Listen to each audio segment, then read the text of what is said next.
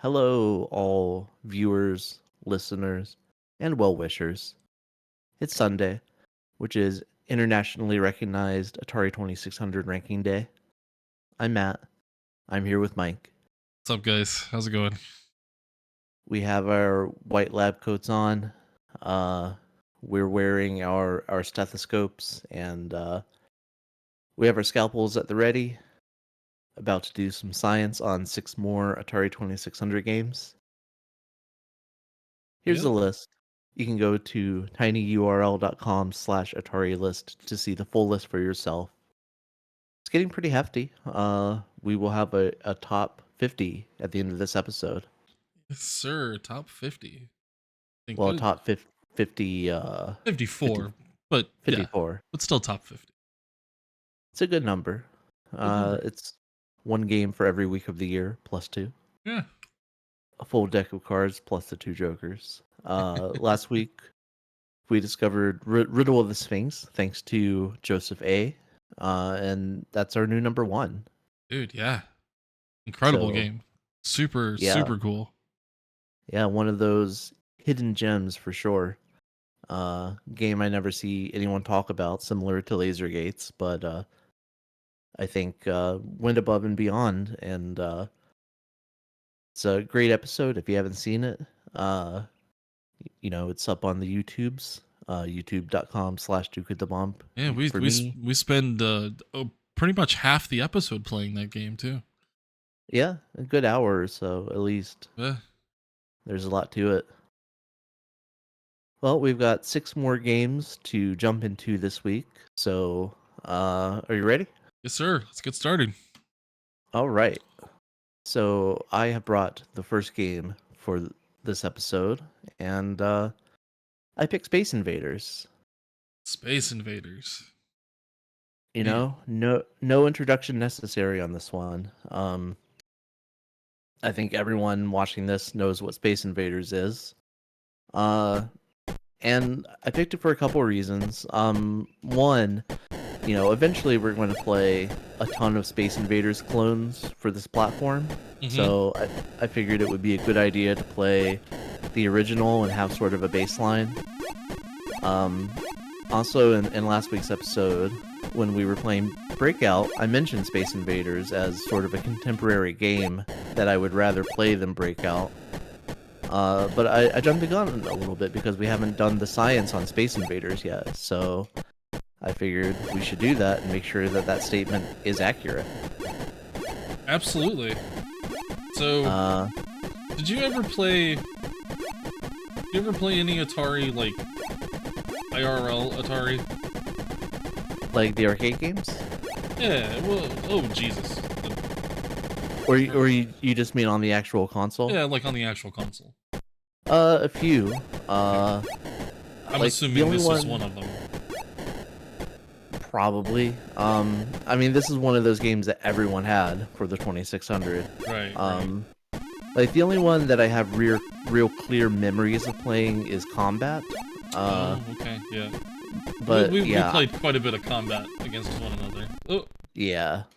And that's why that game was super memorable, because it was a lot of, us yelling at each other and stuff. Yeah. But I assume I must have played Space Invaders at some point, and I probably wasn't that interested in it, honestly. Because, as kids, we had already had Nintendos. We had played games like Super Mario Brothers and much more advanced space shooters than this, so I doubt I would have given it much time as a kid. Yeah. Ooh. Damn, this game gets crazy at the end. Yeah. Once you only have 1 or 2 aliens left, it gets a little challenging. I'm doing pretty well here. I haven't lost a life yet, and I have 1,320 points, which I don't know if that's good or not, but that's how many I have.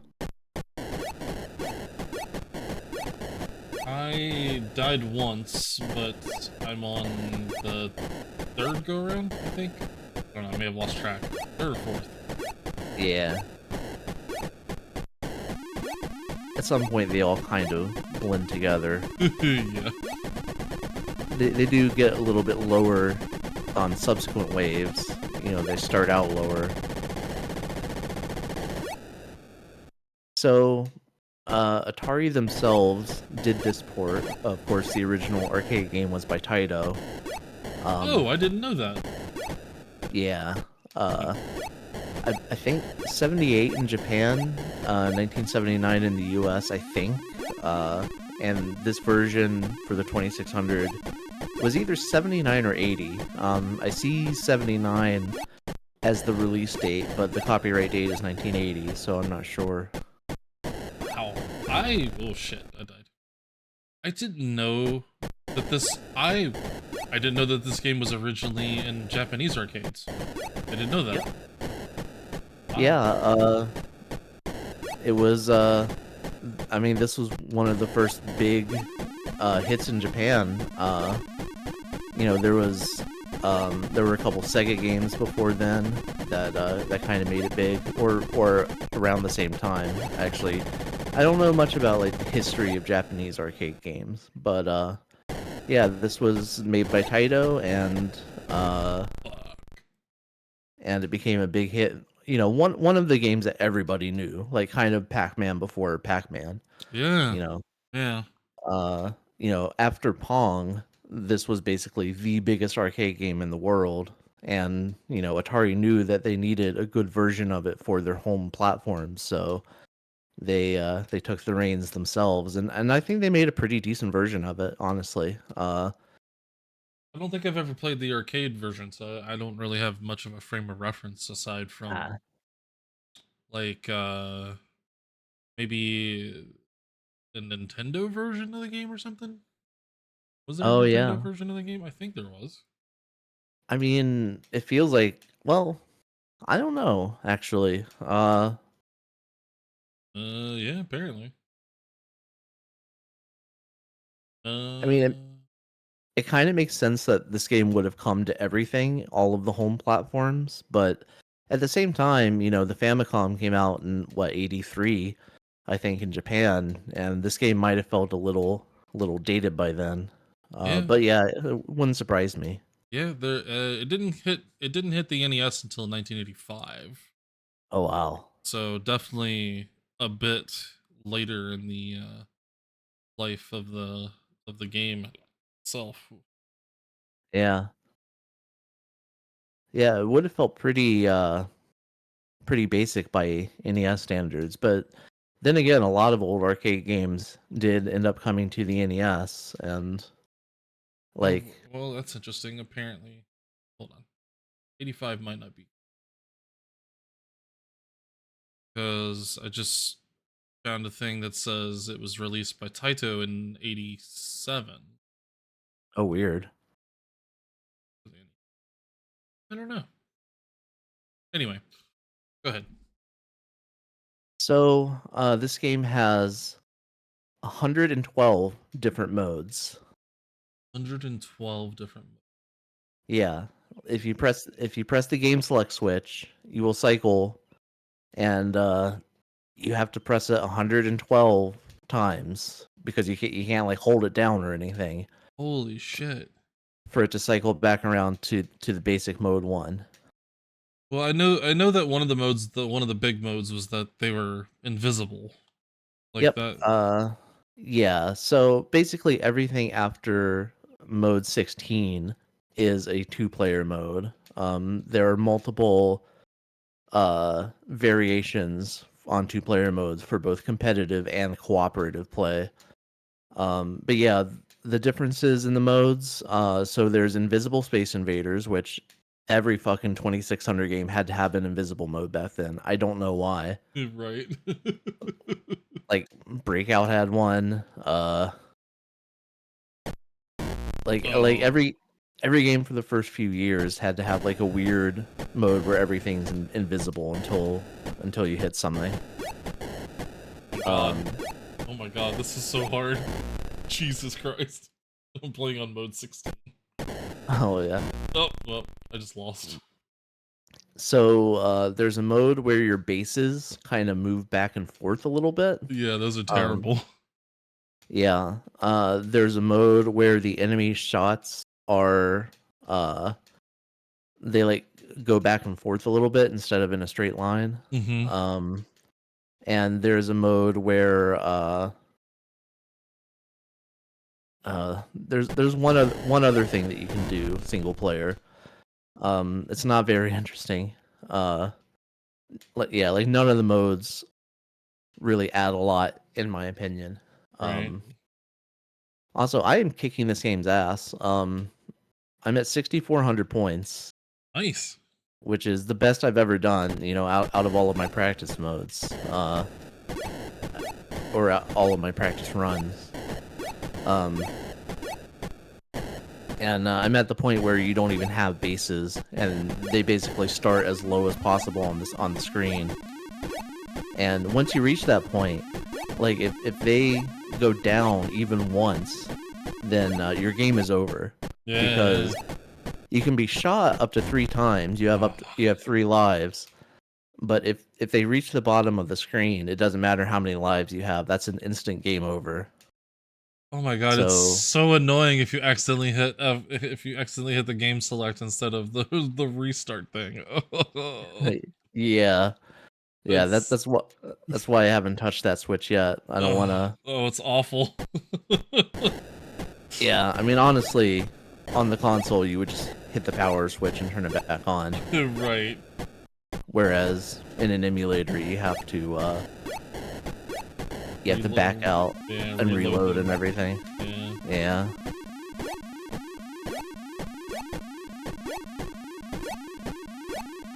So I'm actually sort of astonished at how well I'm doing here. I've died once, and I have 75 points.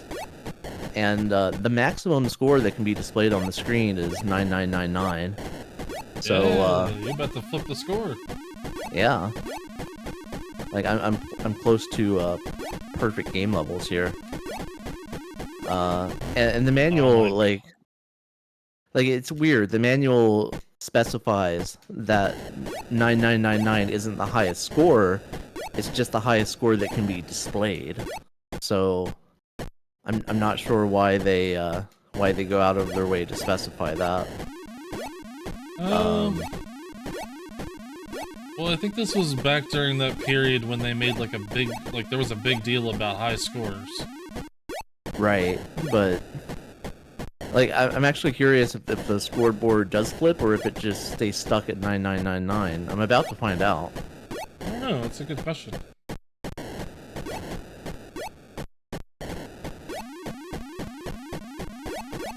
So I haven't gone for any of the UFOs at the top of the screen. Same.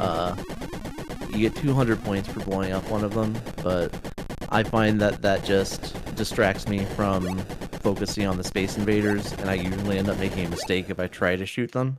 Right. So, you know, if I happen to shoot them, it's a nice bonus, but it's not something I go out of my way to try to do.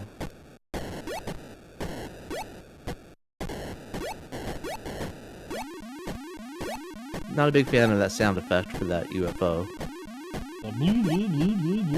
Yeah, it's not great. It's not great. It is very iconic, though. Yeah. But this game, speaking of iconic sound effects, this game doesn't have, like, the tense music of the Space Invaders. Like, where it's kind of like a two-tone, like, dun, dun, dun, dun. You know, kind of almost like the Jaws music. You know, it sort of creates a tense atmosphere, and it, you know, I mean, it's hard to call it music, really, because it's just two tones. Aw, Poopy and Flippin' got shot. Sorry to hear that.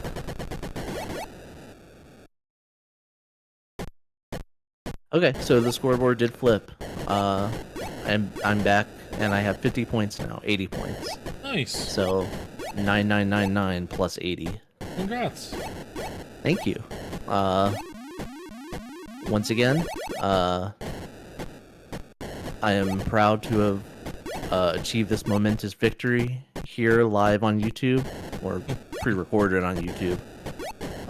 But you can add my name to the top scores of all time, along with Gyrus. I am I'm a master of Atari 2600 space shooters, apparently. Something that I never knew about myself. I got shot, and I think I'm about to lose. Yep, I lost. Oh, poop. So, flip the scoreboard, Oh, and I just 680 points on top of that. Died at 21:45. I've never been good at this game. Yeah, I mean, that's still a respectable score. So I'm just going to have a look at some of these other modes real quick. Sure. Here's the mode where the bases move back and forth. I don't really. I mean, I guess if you're an expert Space Invaders player like me,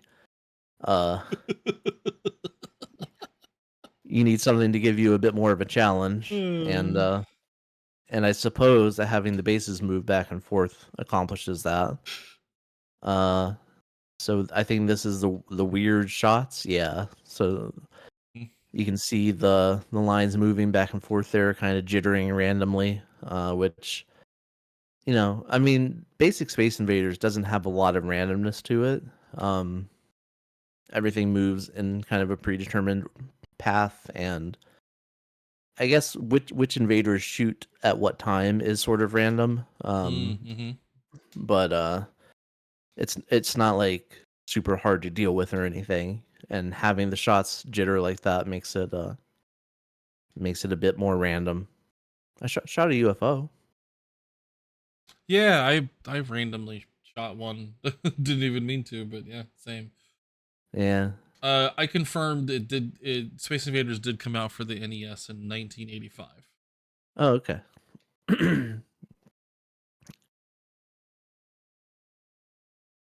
So I guess that was a launch game because it came out in the US in 85. Oh yeah. I don't know. Let's see. Does the Wikipedia listing of their games show what? So this mode has both the moving bases and the moving shots. So yeah, of the 16 modes for player 1, or the single player game, it's basically just combining the different options together. So this version has fast shots. That was the other option. The Space Invaders shots move a lot more quickly in this mode. Yeah. And that was mode number 5. So mode number 6, you have fast shots and moving bases. Random, jittering fast shots. And this combines all of them. And then everything after 8, it's basically the same options, except the invaders are now invisible. And they only show up when you shoot one of them, which I find these modes very silly, personally. But it's there if I mean, if Space Invaders is the only game that you have to play and you're a kid and it's summer vacation and you have all the time in the world to fill, having all of these options is going to, it's going to give you something else to do. So For sure, for sure. I guess there's some value in that sense. So yeah, 9 through 16 are all just the different options with the invisible invaders. And then everything else is just various two-player modes. There's two-player simultaneous modes, two-player, hot seat modes. There's modes where you're competing for score, modes where you're both contributing to the same score, and then it cycles back around to 1.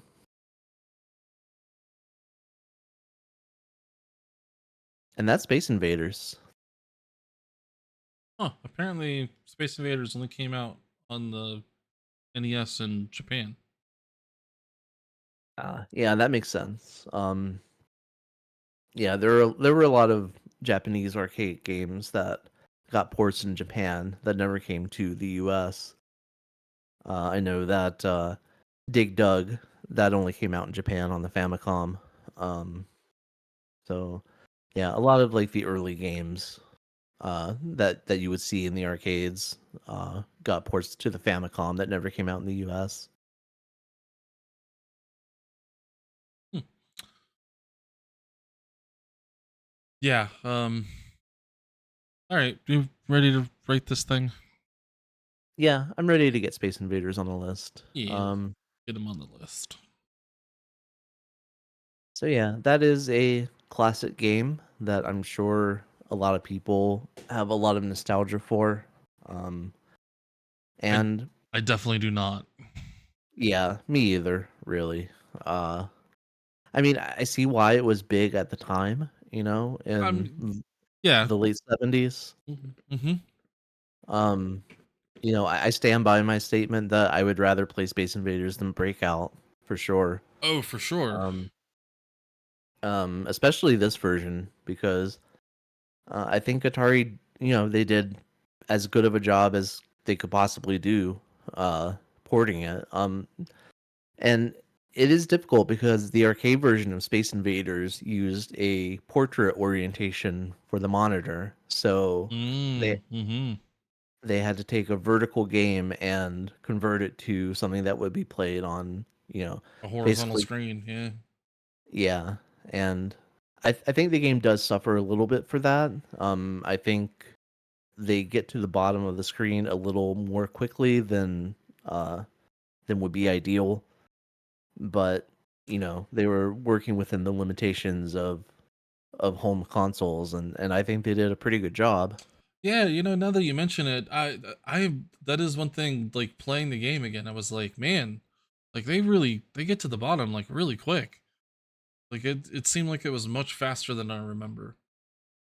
Yeah, and it's only like 3 levels before the bases disappear, Yeah, and yeah, yeah. It's and really the weird. bases, yeah, they're like such an integral part of Space Invaders. Like, I think like Futurama had a joke at some point, uh, where you know some aliens were invading some planet and they were doing like a Space Invaders joke, and I think it was Fry was manning the guns, and like he shot through his own base to Yeah, yeah, to hit one of them. Yeah. yeah. So like that whole mechanic is kind of iconic. It's like it's counterintuitive. It's like you shoot a hole through your own base, uh, which normally wouldn't be good, but it's something you can do to, give yourself a quick way to hide from the enemy bullets and but still be able to shoot them. Um, but yeah, that's not really as much of a thing in this version because the bases just disappear so quickly. Yeah, I mean they're basically an afterthought. If anything, it's like once they disappear, you're like, thank God, now I can just more easily shoot them. Right. Yeah. Yeah, it's a relief when they're gone because they don't really like taking cover behind them isn't as big. I mean, I guess it would be if you were playing with the super fast shooting aliens, Yeah, maybe. Yeah. um but yeah, it's better than Breakout. Um I'd take it over Alpha Challenge. Yeah, I mean, let's see what. Well, no, yeah, we said Breakout was basically the limit of games that operate but aren't great. So yeah, Yeah. yeah, it's better than Alfred Challenge. It's better than Dragster. It's better than I Want My Mommy. Yeah. I mean, I'd take it over Blackjack. yeah. I mean, Blackjack is fun and all, but ooh, I don't know. Yeah, yeah. I can. I mean, Space Invaders is just not one of those games I ever go back to play. Yeah. It's And like if we ever get to, I guess I don't know if Pong is on here or not, but it's very much the same thing. It's like, why in God's name would you play that when there are 40 other versions of the game that are better? right.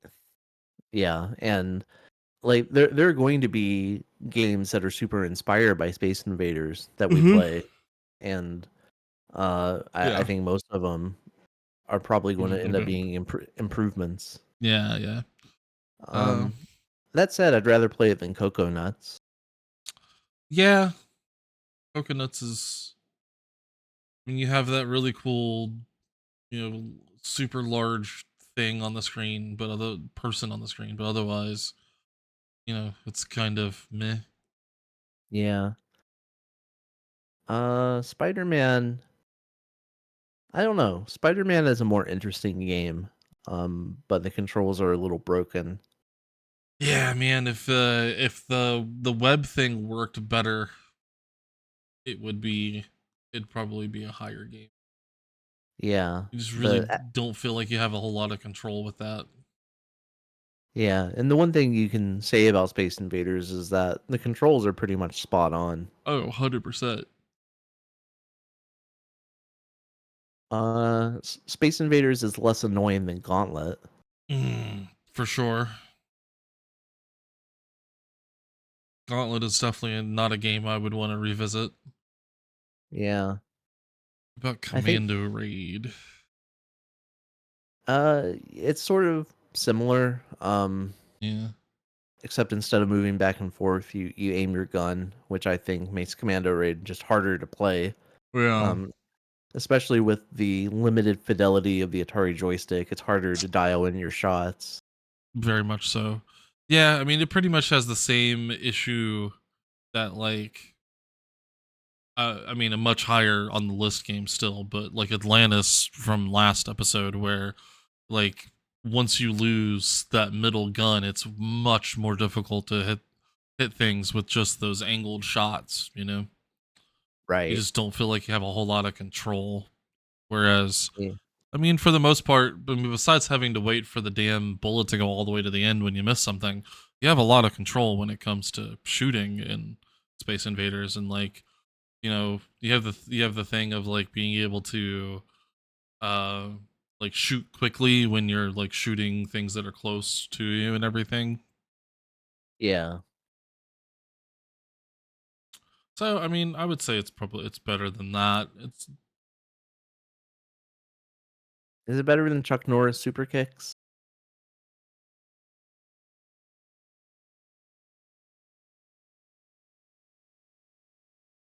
I don't know. Maybe like Yeah. that's kind of like as dumb as that game is, it's still not terrible. I mean, Yeah. Yeah, we're getting into territory where the games are, there's an ambition to them. yeah, yeah. Like Which I wouldn't say it's better than Megaforce without a doubt. I mean, it's basically I think it's either here or above. It's either below or above Chuck Norris's Super Kick. yeah. Yeah, I mean both of these games are kind of janky, but they're both interesting. They're they're not so uncontrollable as to be unplayable. Right. Obviously, otherwise they would be much further down. Um, They're just they're more layered experiences in general. yeah, Like even if in Chuck Norris Super Kicks the layer is you get to the third level and now you can do the flippy kick. right. Which I mean, it's pretty cool once you get to that I point. mean, it pretty much makes the game playable at that point. Yeah. Whereas, So I mean, Space Invaders, I mean, it does sort of have layers in the different modes that they give you. yeah, I don't know. But I, See, like I feel like we're being it's hard to be objective simply based on the fact that I mean it's fucking Space Invaders. Like it's right. like, it's like it would be like trying to put Pong on here. Like and I mean that we're going to get to that point sooner or later, but it's going to be really difficult just because it's a simple game, but it's one of those games where like if it didn't exist, there wouldn't be space shooters. There wouldn't be fucking, you know, Yeah, there wouldn't be Galaga, there eh, wouldn't be R-Type, and it's definitely an important game. It's a legendary game. But for the way yeah, that this list works, we're sort of ranking them on their own merits, right. and I mean, it's not a fair comparison. I wouldn't say Chuck Norris Super Kicks is like like it's not a more important game. It's not like, it came out years later, so you can't really compare it to Space Invaders in that respect. But Right, right. the one criteria is would we rather play Chuck Norris Super Kicks than Space Invaders? And I think I would. Yeah, I'm there with you, and like it's like I almost feel bad because like referencing. I mean, again, the entire reason we're doing this is because Jeff Gerstmann's doing the thing with the NES, right? Right. And he recently played Super Mario Brothers, the first one, right? Right. And It was a few a few episodes ago, but episodes yeah. ago, yeah, but and like he put it really high on the list Yeah, I when believe it was number 1 at the time. yeah, and it was like a lot of people were like, but it's just Super Mario Brothers. Like, it's not like there are games that do more ambitious things on top of it, and it's like, Right. and it's like I feel like we're we're not we're not being I don't know, like we're not taking that into account, but I guess at the same time, I mean, Super Mario Brothers is like 1,000 fucking times more playable than Space Invaders. So, I mean, maybe Oh, it's for sure. it's just the fact that Space Invaders is just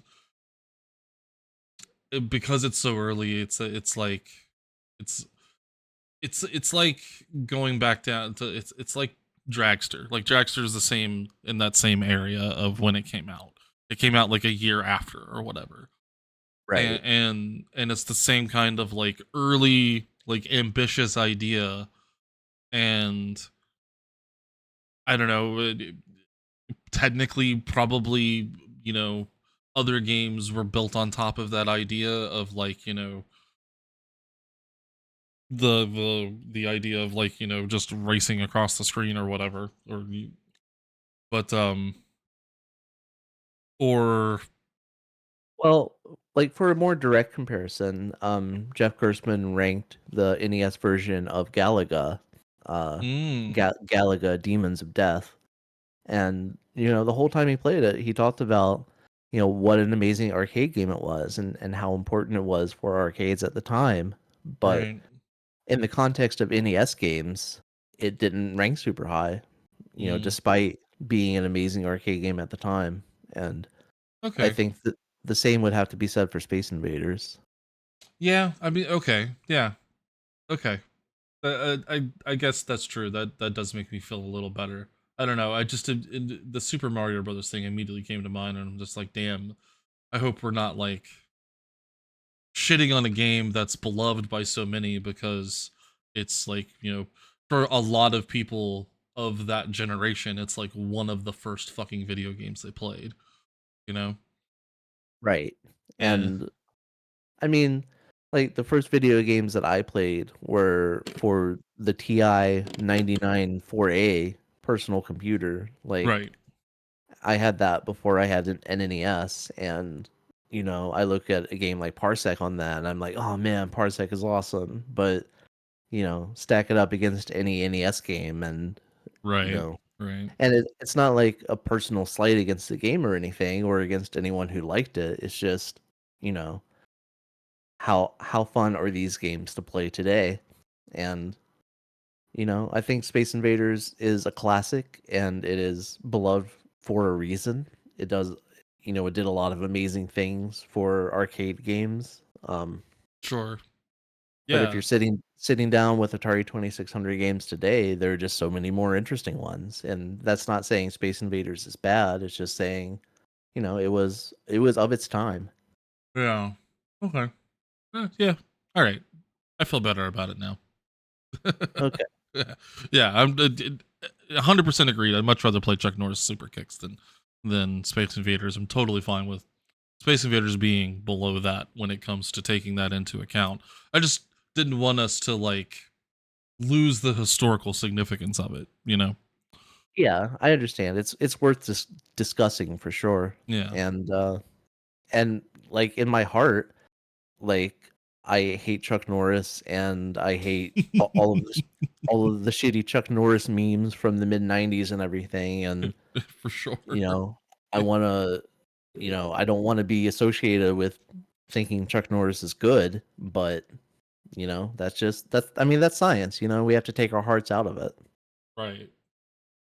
So, am I on the right cell here? Yeah. Yeah. Okay. So, Space Invaders, Episode 9. Hell of a game. Better than Commando Raid for sure, but it's Yeah. no Chuck Norris super kicks. For sure. For sure. All right. So, shall we move on to your first game? Absolutely. Yes. My first game was a game suggested by a viewer, by the username Legend Odinson, and they suggested the game Krull. Krull. And if anybody remembers the 80s movie, it's based on that. It's Krull the Conqueror. So I've heard of Krull. I know that it's one of those, it's a movie that people enjoy despite its poor quality. Like Yes. it's one of those B movies that got sort of a reputation for being silly but fun. Indeed, it is one of those movies. It is one of those movies that's silly but fun. And this game is ambitious for what it does. So basically, you're gonna start the game, and it's you and your wife. You're at your marriage ceremony, and you get attacked by, I forget what they're called in the manual, but they're bad guys. And basically, this is just like an endless wave kind of thing. Oh. And you can sit there and kill them like a whole bunch, but you'll probably lose your lives. Well, that's really not worth it. But basically, what'll happen is you'll get to a point where you get stolen, where your wife gets stolen. Then you're on the horseback, and while you're on that, occasionally you'll see things on the ground that you can pick up. Oh God. I was warped into the diamond dimension. Okay, yes, this is like a spider area. I forget exactly how it explains it, but it's like an area that you basically have to get to the top. You see, like there's like a doorway looking thing at the top. I think the spider killed me. Yes, if you take too long, the spider will just kill you. So basically, you come here and you get to that doorway, and it'll show you the direction you need to go to get to the castle to save your wife.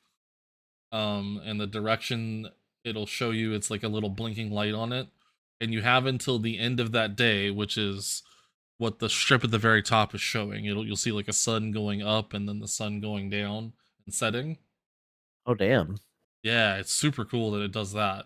It's like a day-night cycle. Yeah, there's a day-night cycle. So basically, you have until the end of that day to get to the castle and try and save your wife.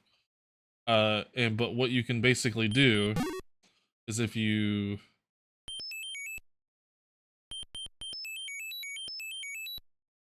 trying to get the day to end and set, it's not doing it. Oh, there we go. Yeah, so if you wait long enough, the day will reset, and because you want to have enough time to try and get to your wife. Right.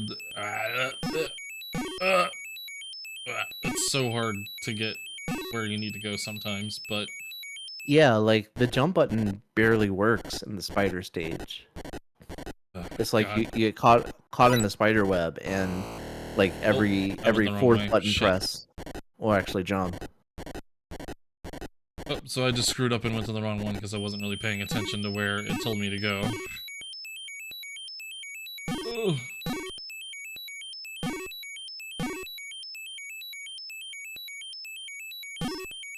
So yeah, for the spider stage, you really have to not get touched by these moving lines. Correct. Like if you do, your jump button is like disabled for like several seconds. Yeah, you're caught in the spider's web, but you can use that to your advantage. It'll carry you where you need to go. Oh my god, please, will you please pick up the... What? Oh, the day ended before I got there. Lame. Okay, I escaped the spider, I think. I'm at the door. So what do I do once I reach the door?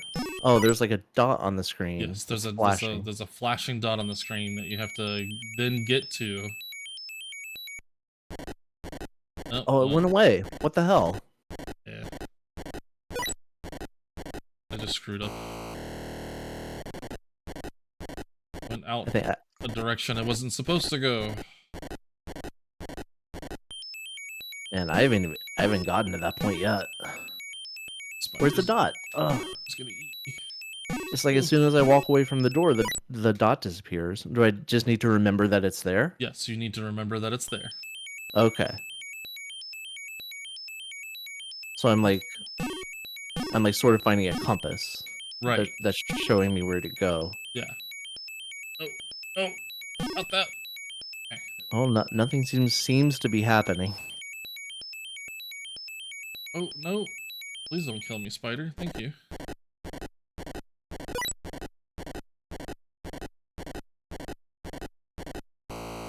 What? What? Okay. That didn't make any sense. This game is weird. I've never had this issue before of, like, trying to get, like, usually it's pretty easy to get to. The dot? Yeah, well, just, like, getting to where you need to go.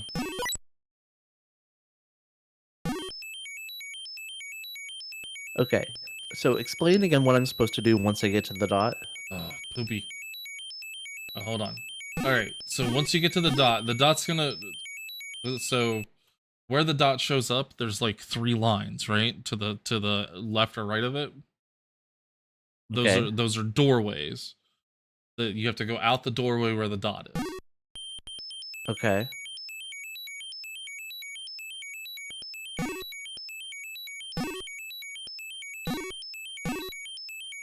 So you then have to maneuver yourself to that doorway without dying.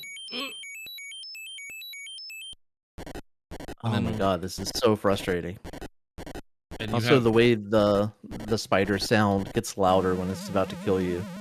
It's very poop. Very scary. Yeah, it is very scary. So I got to the castle, but unfortunately I got to the castle without any of the Krull boomerangs that you have to pick up along the way because I missed them all. Okay, yeah, I saw those. How do you pick those up? You have to hit your button as you're going over it on your horse. Okay. It's not super that easy. Makes sense. It's not the easiest. Where's the people? The spider was like guarding. Yep, it'll do that. Is the door in the same spot every time? No. Oh. Well, I mean, like, it won't be. You won't be going to the same one every time. Right. Okay. All right. So I made it. I have some of the Krull things. So then it becomes like a breakout type thing. Except for...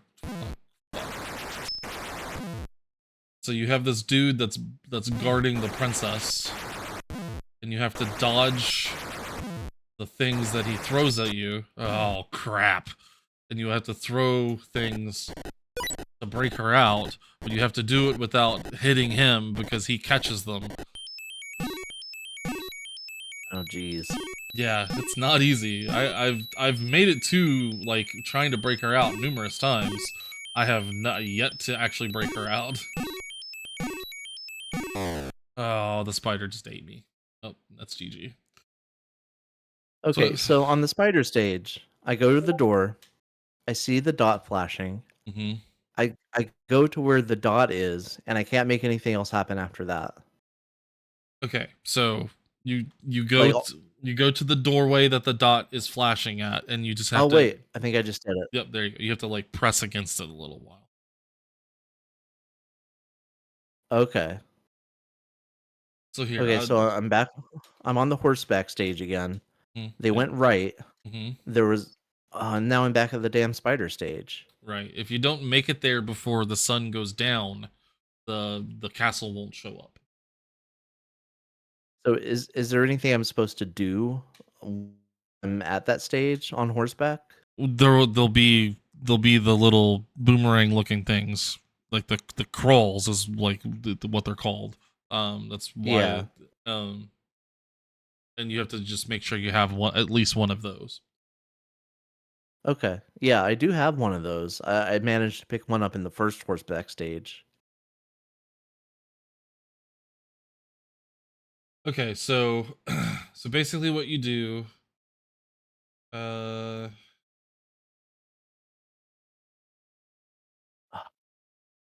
so you have to jump over the strands of the widow's web to reach the cocoon. That's the white space at the very top, located at the top of the screen. The strands of those sticky, blah blah blah. Most of all, watch out for the crystal spider. Its bite is deadly. You know that. You have a limited amount of time to reach the cocoon. The hourglass at the top right of the screen counts down the time. If it runs out before you reach the cocoon, the spider will rush towards you and take you and kill you. If you reach the cocoon, a flashing white light indicates the correct passageway to the Black Fortress. Passageway leads to the Black Fortress, but only until the next sunrise. You must reach it before the sun rises, or you will have to return to the web to find a new location. Okay. If you travel down a pathway and the fortress doesn't appear, the fire mare that you ride will take you back to the web, and you have to do it again. Yeah. If you have no So extra lives, it'll take a glaive, which is what's right. So I keep getting stuck at the cocoon part. Like I get to the door, I find the dot, and then like I was able to progress past that point once, but like do I just go where the dot is and just stand there, or do I yeah. have to like You go there and you like push up against the three lines, like that's the doorway, and it'll take you yeah, out sooner or later. oh, so you have to like push against the edge of the screen. Yeah, yeah, yeah, yeah. Okay. Okay, that makes sense. Okay, well, I made it to the castle, but I don't have any of the boomerang, so Right. I think I'm SOL Well, you can if you go to the left or right of the screen, you leave and you'll go back to the to the to spider. the spider again, which will give you a chance Okay. to then find the location again, and hopefully it'll be one that you when you go down you can grab Krolls as you're going. Okay. Oh, so the boomerang things are called Krolls. Yes. Okay. Well, the thing calls them glaives, but if you've watched the movie, they're fucking called Krolls. Oh, I thought Kroll might have been the guy's name. No, the dude's name in the movie is Colwyn.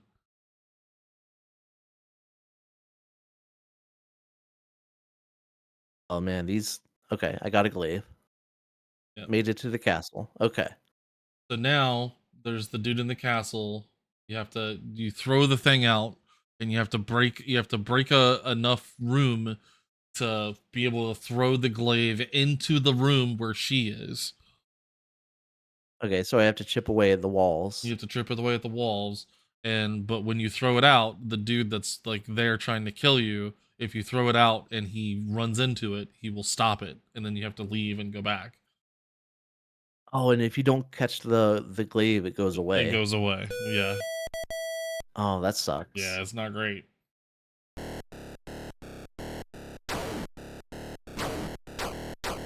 Okay, I'm starting to get this. Oh, you bastard!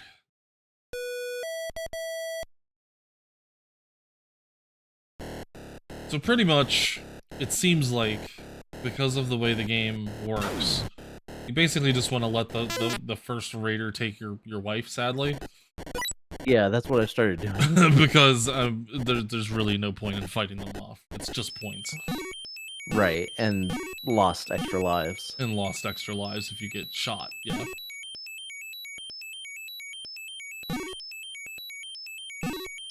All right, got a glaive back at the castle. I like the effect of appearing. That looks pretty cool. It looks super cool. Reminds me of Fatal Labyrinth.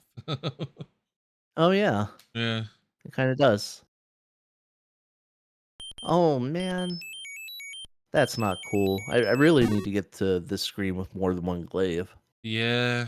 But they're hard to pick up, especially in that second stage. They are Like, you're not moving so fast. not easy.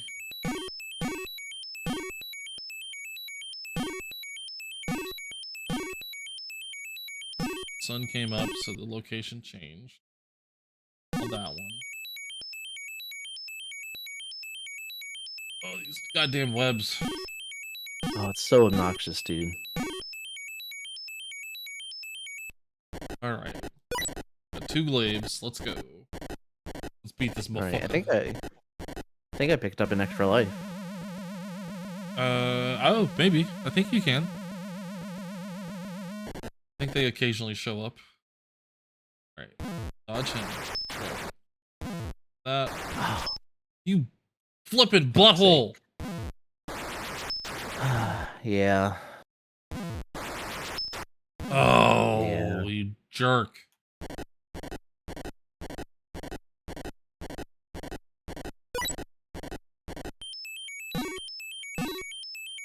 Well, the good thing is if as long as you don't die, I don't think you lose anything by leaving the fortress and coming back to the spider thing. I don't think so. And also, I don't think you lose anything by, um, just taking the wrong exit No, and you do. having. You lose a life. Oh, you do? Yeah. Okay. Well, never mind. Urgh! Thank you. It's a shame because that would be a good way to stock up on glaives. Mm-hmm. Oh, so so I took the wrong exit and I lost a glaive. Yeah, Instead of an if you extra life. have no more lives, then oh, you son of a bitch. Then you'll just lose a glaive. Okay, so if you can collect 2 glaives on each of these journeys, then you can actually, like, well, since I have no lives, it doesn't matter, but you can also get extra lives on the horseback stage too. God, this dude's such a jerk! Oh, he just fucking killed me. Fucking Yeah, he asshole! is. Let me leave! Urgh!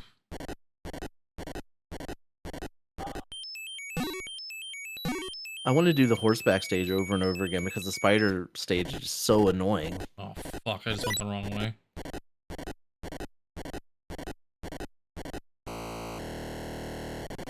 Yeah, the spider stage is a bit annoying. Okay, 2 glaives. Let's do this. Went from having 2 lives to none because fucking beast dick hit me twice. Aw. Douche hole. Oh, fuck. Okay, let's do this, Krull. Fuck off, spider. So Atari made this game. Yeah. Wow. Yeah. Oh, hey, I got an extra life.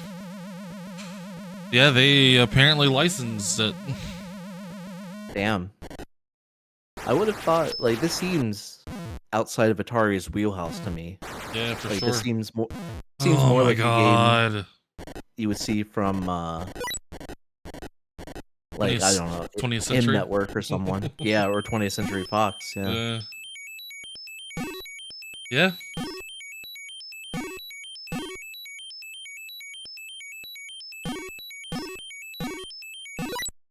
Okay. Sun just went down. Go, go, go. Of course, I guess Atari also make crossbow, so they step outside of their comfort zone sometimes. Got 2 glaives, I got an extra life. Bitch is going down. Good luck. Okay, 2 glaives. Oh, what do you mean that's the wrong door? What did... Oh, because the sun came up, I guess. Yeah. Oh, boy. Oh my god, it didn't hit anything. Are you flipping, pooping me?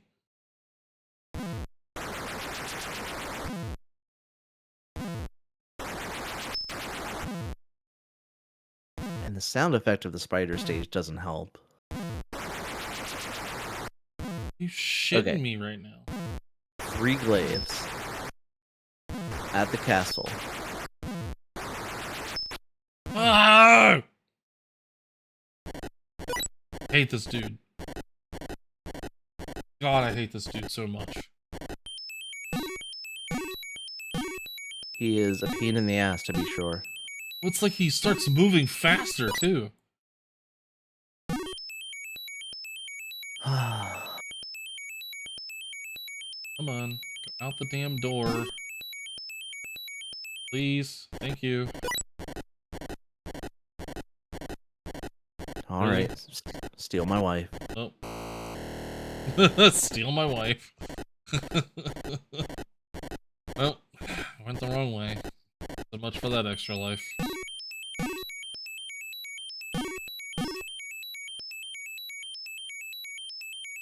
I didn't go the wrong way. I didn't get there in time. I should say. Oh right. My goodness. Oh my goodness. Please! Oh, I'm dead. Alright. Was I fast enough? Spider just ate me. Oh man. I got stuck. I got stuck in a web loop. Okay. 2 glaives, 2 extra lives. Hey, you got this. I got this.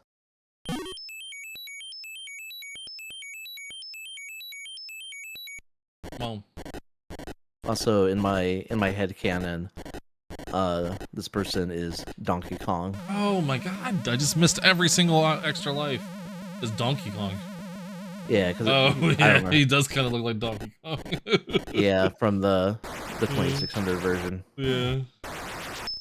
Oh my god, why am I even wasting fucking time trying to throw 1 glaive? I don't have 2, I should just be fucking leave. Yeah, I just lost both of mine. You jerk! Back to the fucking spider stage. This fucking spider is being an ass, too. He's like hardcore guarding shit. Oh my god. Oh my god. Please!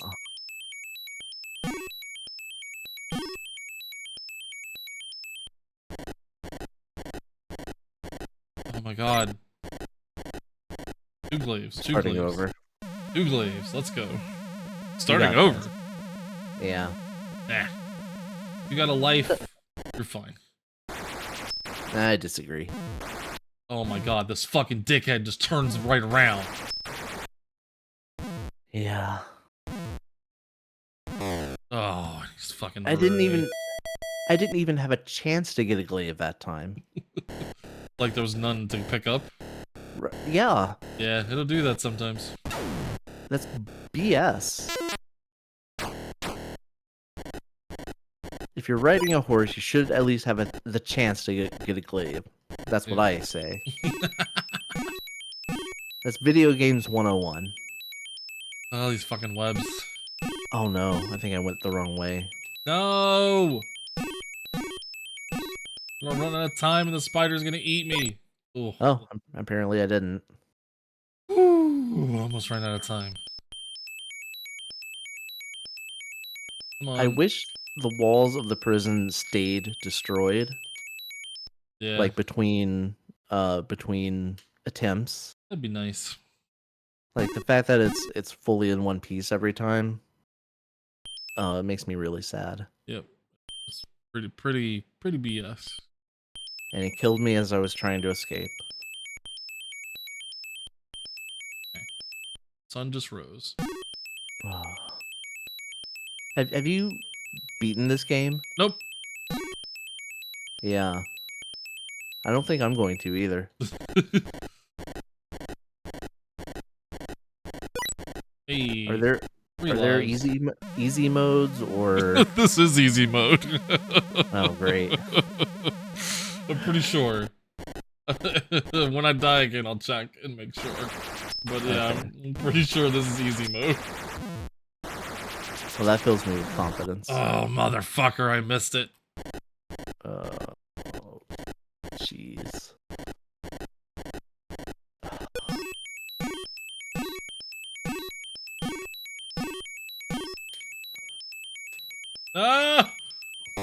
Oh, it Didn't get a drugged me. single glaive. Oh, and that's the wrong way. Awesome. That was really, really crappy. Mm. Come on. Come on. Oh. No! The fucking spider's gonna eat me! Fuck! Spider ate me. I mean, there are worse ways to go. Oh, nope. Well, I could probably. Yeah, we could make. If the fucking webs will leave me alone. I didn't get a single glaive. Spider. Dude, let me tell you something. I'm gonna kill your whole family. I have one glaive and 2 people. And I went the wrong way, so now I have one glaive and 1 person. Great! I was too busy trying to make it there that I went the wrong damn way. Spider is being an annoying prick. Yeah, I wish you could kill the spider. It's a crystal spider, you can't kill it. Oh. Yeah, crystal, a material well known for its durability. I know, right? It's magic.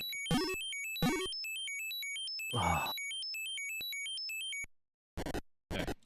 No. No. Okay. 2 glaives. 2 glaives, 1 life. 2 You got glaives. this. 2 glaives, 1 life. We got this. I mean, you don't, but No, not at all. I'm going to say that you do. You flipping. For the appearance of solidarity. Oh my god. This enemy is the worst, and this is worse than flying bats. Mm-hmm. What? Stop turning around! You fucking prick! Oh my god. How do you beat this game? This is impossible. This is a prank game. This is harder than anything I've ever played in my life. Like, you know, Penn and Teller's Smoke and Mirrors, the game that never came out, but Oh, yeah, like, yeah. like the point of it is you prank your friends with it. Oh, I'm dead. Fuck this game. I think this game is the same deal.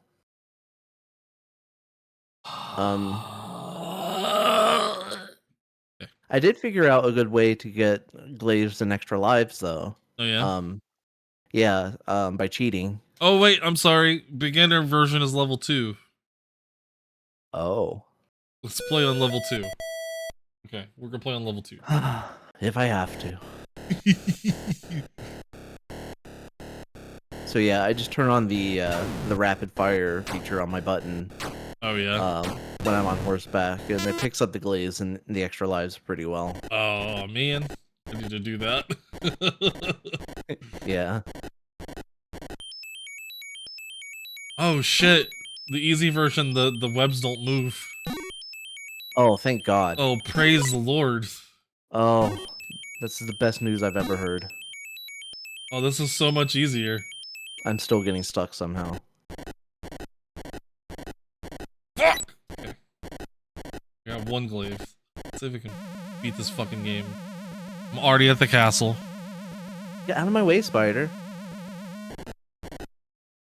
I swear to God, if this motherfucker is still a prick. Alright, So 2 far- lives, 2 glaives. Okay, so far he hasn't been a total asshole yet. Okay, he's just going back and forth. That's okay, good. this isn't as bad. Oh yeah, this is much better. Oh, he ate my glaive. Oh, I fucked up. Oh, I'm so least- close. At least there's no time limit in this stage, True, true, true. so you can just take your time, play very carefully. Whoa now. Hey now, whoa. Okay, he's being cheeky. Yeah. You motherfucker! Oh my god. Oh, it's so close and he stopped me. God, Mother. I'm like a pixel away. Oh my god. The Fuck. rage. Oh my god. Please pick up a glaive. Thank you. Literally needed one more. One more. And he Oh, fucking turned around and took it. there's a hole. Oh, I think the hole needs to be wider. yeah, it needs to be too wide. Oh God. Oh, he's really angry now. Okay, it's too wide. Can I win? Can I win? Please let me win. Oh no, it's not letting me win. Why? What's wrong? I don't know. Maybe it needs to be 3 wide. No, you have to throw it inside. That's all you gotta do. Oh. Fuck. Okay, I still have a life. I'm okay. Oh God. Oh God. No! Okay. You just did the dick thing. Stop being a dick. I won. Hey, congrats. Oh, I still have to escape though. Oh, yeah. What? Yeah, probably. I think I have like a red flashing thing. Oh, I have no idea what happens after that. Oh, do I have to kill him now? What the hell? Oh, yeah, maybe you do have to kill him. Yep, I killed him. Oh, right. Yeah, she gives you a thing to kill him with. Oh, I won. And ninjas immediately start trying to steal her again. Yeah, it just resets. I don't care. I'm done. I'm done. I beat the game. I'm done. Oh my god, please. Just let me throw it in there. Okay, alright. Okay. Okay, you missed. Missed again. It's in there. Okay, she gave me the thing. And I hit him with it. He's dead. We win. GG. Game over. Let's rate this bitch. let's rate Krull. Jesus. Let's put Krull on a list. I don't think I've ever been that mad at a video game before. I mean, I know that's not true. Yeah, it's not true. Like you used to play League of Legends, right? Yep. Yeah. I mean, this is the angriest I've been at a 2600 game, I think. Oh, for sure. Well, I don't know. Son of a bitch. That wrestling game was pretty rough. that shit was frustrating. Yeah. Very frustrating. Okay. Well, let's scroll down somewhat. I mean, okay. So here's my main question. Okay. Is this game broken?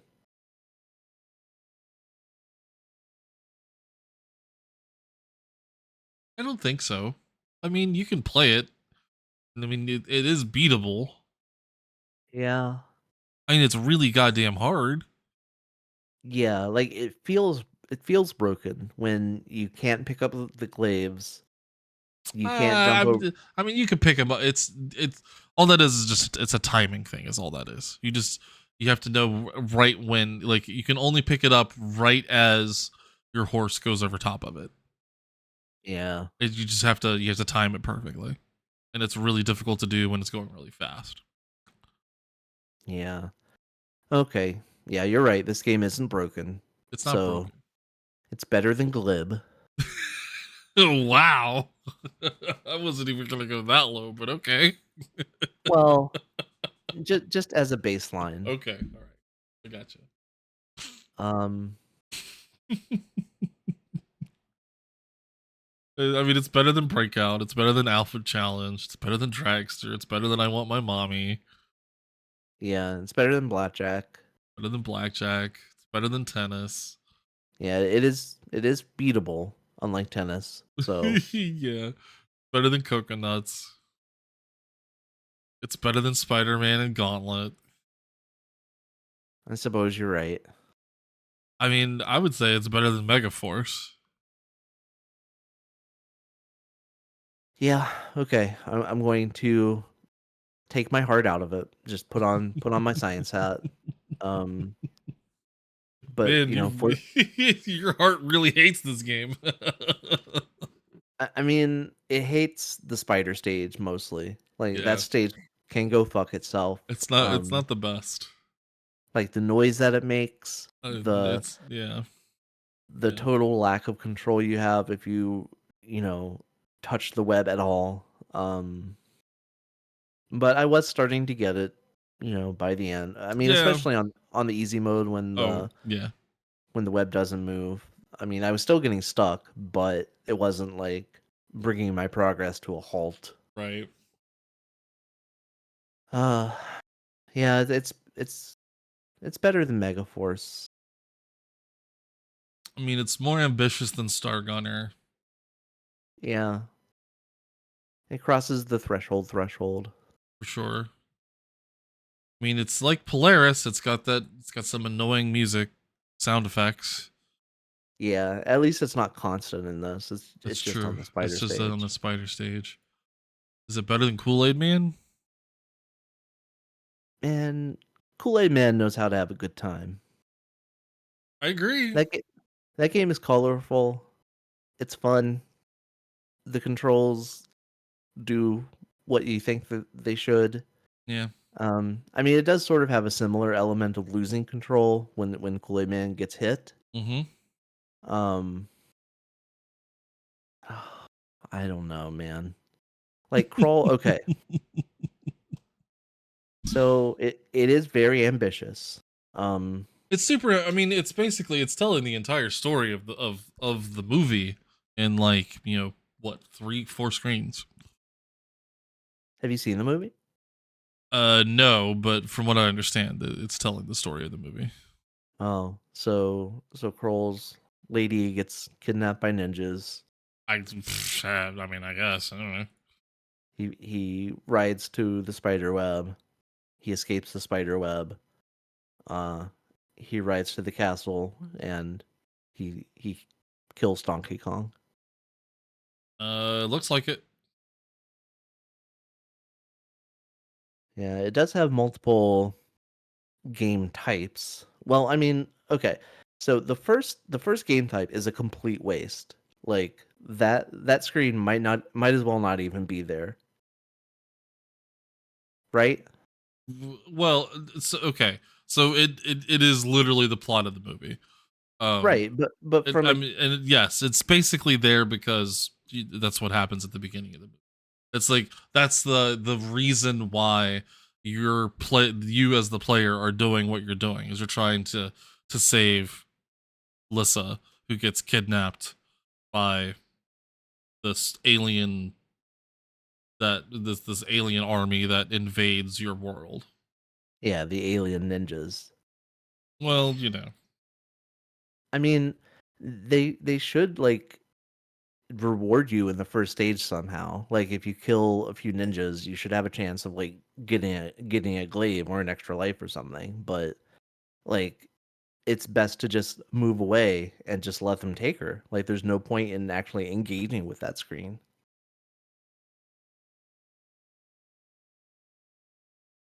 I mean, yeah. I mean, as a game, yes. There is besides points, there is literally no reason to do anything on that screen. Right. And I think that that's a mark against it. Like scientifically speaking, not even just speaking from the heart. I It's mean, like for sure, because uh, there isn't, as far as I know, there isn't any reason to worry about points. yeah. I mean, every game have points because I mean, that's what Space Invaders is, right? Like points Right. are just a thing that you either care about or you don't. But like they're trying to do more with the game than just be a simple arcade game. Like they're trying to tell a story. They're trying to Oh my god, there are uh 2 levels higher than the fucking level that we were playing. oh Jesus. Ah. Anyway, sorry.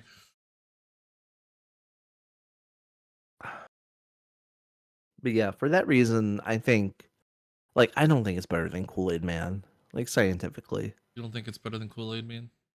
No. Yeah. I was gonna say I was gonna probably put it around Polaris as well. Um, Yeah, it's better than Polaris because it doesn't have the constant pinging sound. Yeah. Um, But it's the same. and Like for me, it's the same kind of like ambition where like Polaris has the two separate spots, like the two separate like level gameplay, what's the word I'm looking for, like the game, two different types of gameplay basically, where you have the where you got to shoot the ships and stuff, and then it goes to like the top down like maneuvering through the thing, even if they right, are even if both of them are fairly simple. I mean, that's basically what this game is. I mean, this game is basically you know that plus an extra the horse going across the screen collecting items before you go to the castle to do you know the final battle. right. And I think it was ambitious. I just think that it missed the mark. Like, I would agree. I mean, just because the difficulty is a bit annoying. um I mean, the lack of control that you have is just so the okay. So the first game type, where you're fighting the ninjas, is completely pointless. Like, you right, don't want to engage with that at all. The second one is just basically a quick time event. Like, it's a timing mini game, right, and so that one I would say neutral. It's not offensive. It's not great. The third game type is a spider, and I think that that is just incredibly frustrating and not like it's not fun to engage with at all for me. Even on the easy mode, it's just you can do it, but I don't think it's fun. And then the last stage where you're fighting Donkey Kong, that one actually does have some depth to it, and you know Donkey Kong does become a challenge the further you get into that stage. Like, I would say that's probably the one good game mode. Um, but as a whole, I think Kool-Aid Man is, one good game mode that is finely tuned to be fun, and I would take that over Krull. sure, sure. Is that fair? Yeah, I agree. Yeah. Okay. Oh, that was a hard one to rate. Wow. Yeah, Like I the game is the game is literally it's the entire movie. Like you don't even need to watch the movie. You know how it goes. well, I'm thankful for that. Yeah. I No, can I can I can mark Krull off my list. yeah, Krull is definitely one of those like 80s movies that you know, people don't holy fuck, that movie had a budget of $50 million. Jesus Christ. Okay. Wow. Anyway. That's like a billion in today's money. Yeah, well, I mean it's like at least 250,000 250 million. Yeah. Anyway, next All game. right. Well, I'd like to take a quick pause Oh, break sure. before we move on. So, Absolutely. hitting pause on the recording now. Okay. And we are back. Sorry Yeah. about that. I needed a little bit of time to recover from Krull. But I took some deep breaths. I counted to 10, and I think I'm ready to move on to the sports game for the week. Cool. This is a game that I brought, and it is called Fishing Derby. So this is another early Activision game, Oh. 1980. Oh. Uh, Came out the same year as boxing, and much like boxing, the manual suggests just jumping right in. You know, it says you can come back and read the manual later, but for now, just have fun. Hmm. So you're the red fisherman on the left, and you're trying to get as many, or you're trying to be the first one to get 99 pounds of fish, and you move your line back and forth and up and down, and the fish closer to the bottom are worth more points. Um, and you need to try not to have your fish eaten by the shark. Do that. And you can press the button to reel your fish in faster, but only one player can reel their fish in at a time. So if the green player starts reeling in before you do, then your fish just kind of drifts to the top. And yeah, you're just trying to collect the fish and not have them eaten by the shark.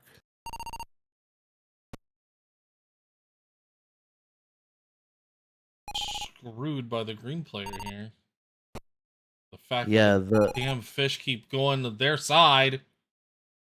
yeah, you can definitely be fudged by the RNG. Like the shark was definitely staying closer to my side for the majority of this game. It's finally starting to go over to their side. But you can only extend your rod halfway out, so you kind of each have your own section of the screen that you have to fish in.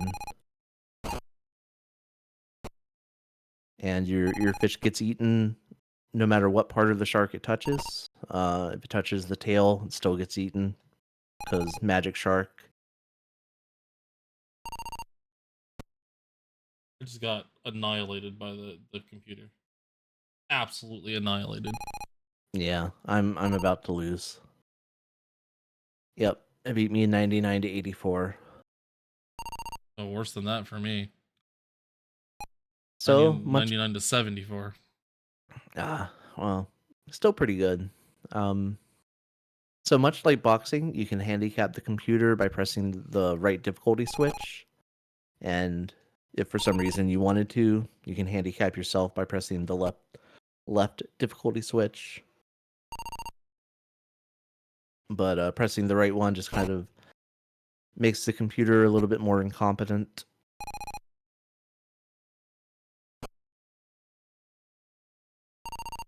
I believe that's the case. I could be misremembering. It might be another game mode that you have to switch to. Actually, I think, yeah, flipping the Oh difficulty my switch, god. Yeah. that might just make it harder to catch the fish. Let me consult the manual real quick for this. I might have just gotten it confused with boxing.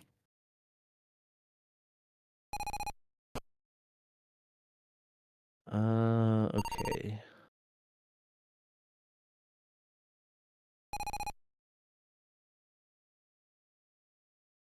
Shark, Okay. fuck off, bro. So yeah, when learning fishing derby, handicap the computer at A and put your switch at B. So yeah, the left one should be on B and the right one at A for the easy mode. I just want to start over here. So left difficulty B, right difficulty A.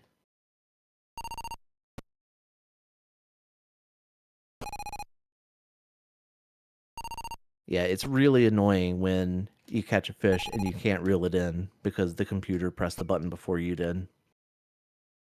And it just kind of drifts upward and gets eaten by the shark. And now it's gonna do it again. Yep, it's gonna do that exact same that fucking thing because of the stupid fucking shark. Was doing fine, and then oh my god. And then the shark moved back to your And side. then the shark decided to just hang out on my side the whole fucking time. Yeah. A giant fucking dickhead. I'm not sure how a shark ended up in a tiny fishing pond like this. It makes fishing a less relaxing experience, that's for sure. Oh my god, I was doing so good, and then all of a sudden the shark just said, "Nah, the next 3 fish you catch, don't worry about those. Those don't count." And now I just Yeah. lost 99 to 74 when I was fucking neck and neck with the goddamn thing the entire time. Yeah, I'm actually doing much Okay. worse with the computer handicap on. All right. And I think it might just be because of shark luck, honestly. Can I please? Thank you. Shark, please, for the love of God, fuck off.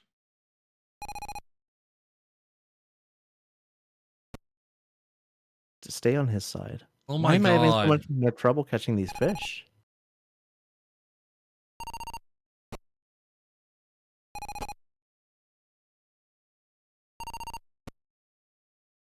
So with the handicap on, it should be harder to catch the fish because, like, you have to have the line directly on their mouth. Ugh.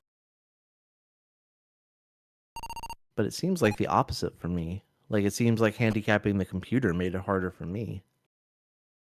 Oh, I forgot to turn the game back on. Well, you weren't missing much. I lost 99 to 52 that time. I think the water looks cool. The water looks awesome. That's really, really well done. Yeah. It's an okay looking game. Maybe I just need to go for these deeper fish. Oh, 1000%. You just need to go for the deep fish the entire. The other fish are they're bait. Yeah. Like I thought if I could make up for size of fish with volume, you know, if I get Yeah. more smaller fish. Okay. So yeah, going for the deeper fish, I seem to be doing slightly better again. But the computer is like keeping pace with me even with the handicap on. Like it sucks. Think I've. Oh, you bastard! Oh, you bastard!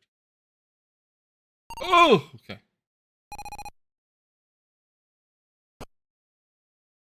All right, all right, all right, all right. Give me the fucking fish! I won. Ah, I won 99 to 90. Whew. Okay. I love a nice calm fishing trip. You know, you cast your line out, maybe have a few drinks, enjoy the sound of the waves. This game You needs a might gun that you can just shoot the other fishermen. That would improve it. A harpoon to kill the shark would also be a nice Oh, addition. very much so.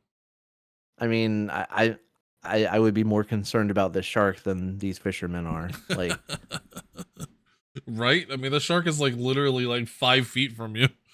right? Why are you trying to fish around this fucking shark?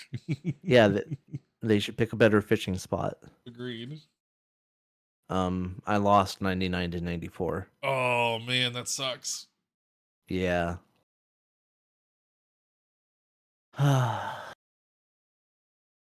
So that's fishing derby. Um, is this a sport? I'm honestly not sure. I mean, fishing is very much a sport, Yeah, but not like this. I mean, this isn't how it's done. It's done in boats with like, you know, lots of sciencey things to try and catch the fish. yeah. I think the addition of the shark makes it less of a sport. Like Mm-hmm. this game is to fishing what like the Harlem Globetrotters is to basketball. Yeah, it's just all about show. Yeah. Like real fishing doesn't have a shark in it. Oh, okay, so there's a 2-player mode. I was wondering what the other thing was. Yeah, and similar to other sports games at the time, I think it was mostly intended to be a two-player game. Um, and they Seems like just it. put the single player version Oh, in case you don't have any friends. that's interesting. Okay, I'm doing better this time around. Apparently, in the lower difficulty, you don't even have to actually hit the. Oh, okay. Well, oh, okay. It is much more difficult to catch fish. Okay, Right. this is like more difficult, not easier. What the fuck? Yeah, it's like boxing. You flip the switch of the player to A in order to handicap that player. Oh, okay, okay, okay. So yeah, if you flip the left switch, that's a handicap for you. If you flip Oh, the right switch, it's a handicap for the computer. okay. All right, that makes more sense. I was like, what the fudge? Yeah, on the advanced difficulty, you have to really like get like you have to hit the pixel of the fish's mouth to hook it. Okay, I think I got this one. If the fish would come to my side, Jesus. Okay, I won 99 to 84. Hey, congrats. Playing on the easier difficulty and seems to be Yeah. Well, I don't think we need to spend any more time with this. Yeah. I mean, that's Ah. all there is to it, really. Just hope the fish come to your side, hope the shark goes to your opponent's side. Well, I've also figured out that if the shark is being a dick and like hanging around close to you, you can extend your shit all the way out and oh, you bastard, and still get the fish. Yeah, that's true. You can you can bring the fish up. Like it doesn't have to be close Close. to your fisher. Like it Oh just my has to god. touch the surface of the water. Okay, now the shark is just being an absolute dickhead. Yeah. Sharks aren't known for their cooperative demeanors. Oh my god, that's like 4 fish that's fucking eating me now. I don't need any fish. Just hang out over there. I'm good over here. Oh my god. All the fish are just over on the computer side now. Yeah. Cool. Right. I'm gonna fucking lose to the easier goddamn difficulty. What the fuck? Yeah, I did at first. Fucking dickhead shark. Yeah, like a lot of this game comes down to luck. Just luck of whether the fish are on your side, No. Okay, I'm luck done. of whether the shark is on your side. Okay. I lost. Fuck that game. Yeah. Like I don't think this even rises to the level of like fishing mini games in an RPG. No. Like No, definitely like not. like I had more fun catching fish in like Animal Crossing. Yeah. Or fucking what is it? Stardew Valley. At least that game, the fishing minigame is fun. Yeah, Stardew Valley has an awesome fishing mini game. Mm-hmm. All right. All right. This game is It's not broken. it's not I broken. I, I don't think. It's not So, unbeatable, so I think it's better than tennis. yeah, I think you're right. Um Is it better than Coconuts? Because it's very much the same kind of game. I mean, I'd rather play Coconuts. I agree. Put it there. Easy Okay. peasy. I like how we debate over Krull for like 30 minutes. And then fishing derby, yep, this is where it goes. Yep. But I mean, sometimes it's just obvious like that. Yeah. Like fishing derby. Like Coconuts is faster. It's less random. Mm, It's mm. it has the big guy sprite. Yeah. And I mean fishing derby, the guys are kind of big, but they're not as big as the guys in or as the guy in Coconuts. And there's not the random element of a thing just like completely preventing you from playing the game, basically. Yep.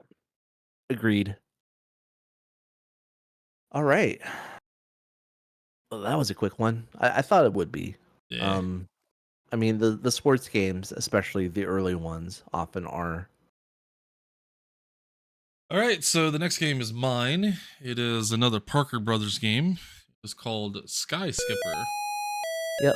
This is another game that I haven't heard of. So the objective of the game is you're a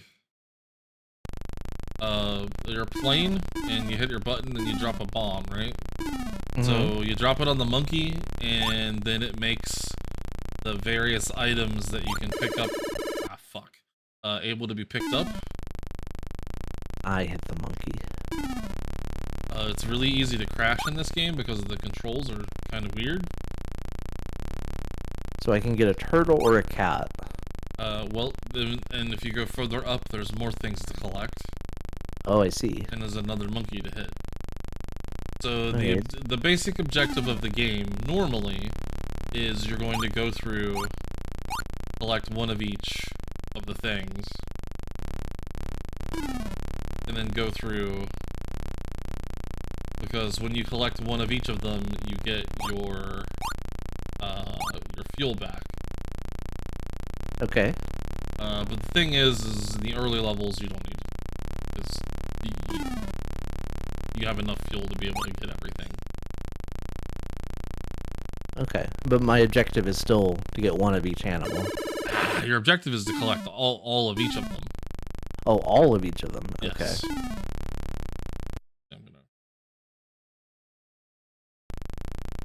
Yeah, so your objective is to catch, is to grab all 3 of each of them. Okay. But if you get one of each, then it refuels you. Okay. And then Yeah. in later levels, when shit is more spread out, you'll have to do that. I see. Yeah, I was just trying to collect one of each of them kind of intuitively. So yeah, it makes sense that that refills you.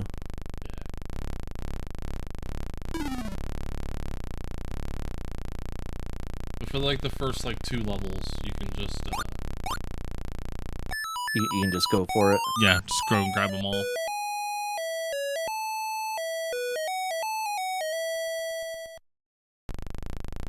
But and I mean that's basically the game. It gets more difficult as you go, but that's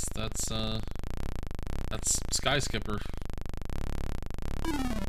Interesting. Basically a puzzle game, kind of. Yes. Yeah. Kinda. Is there a story to this game? Is there a reason I'm saving all these animals from the monkeys? No idea. Okay. I mean, it wouldn't matter much if there was. Just one of those things I'm kind of curious about.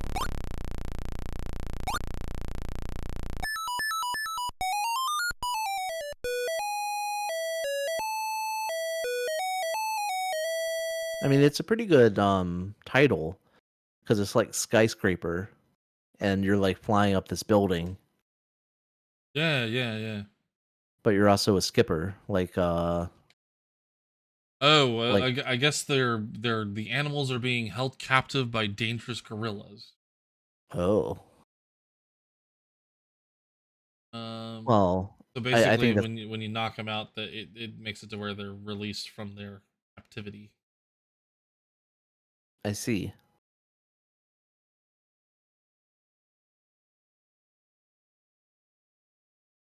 Well, I think that's a little unfair to the gorillas. I mean, they're not inherently, dangerous to other animals.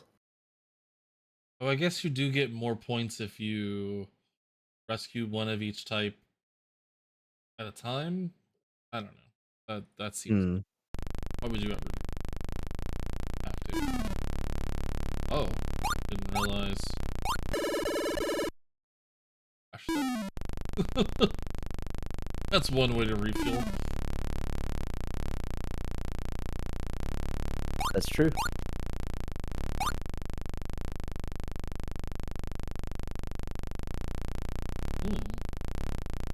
Like a thing in the way. Yeah, there's like Clouds. clouds blocking you now. Yep.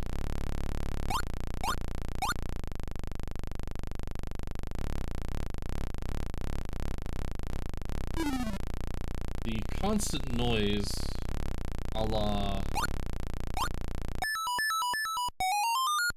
The constant noise of the plane flying is not the best. Yeah. I've heard better engine noises on this system. Yeah. Oh, poop.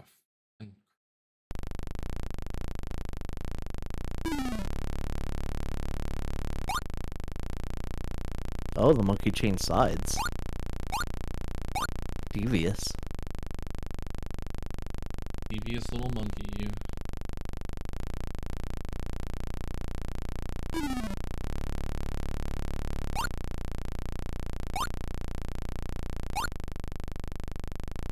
Yeah, this game is one I've definitely never seen or heard of.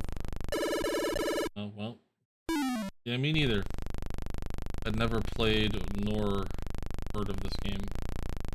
Yeah. I kind of see why. Yeah, Not It's not. especially, you know. It's not. It's not thrilling. No.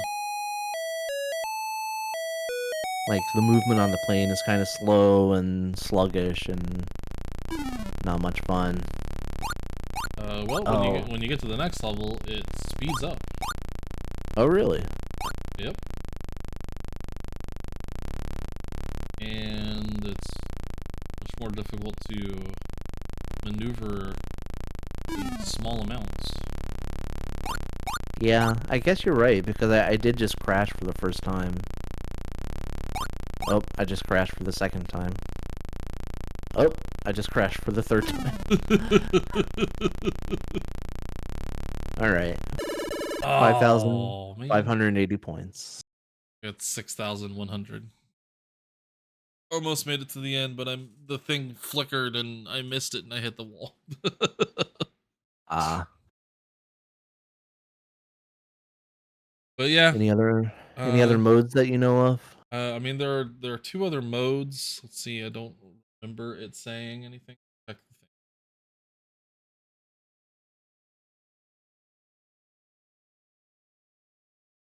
the thing.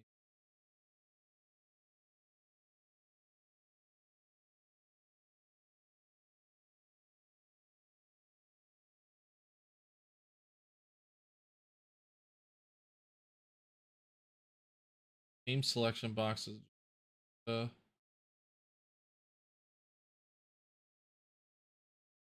Position B, the flares. Slower speed.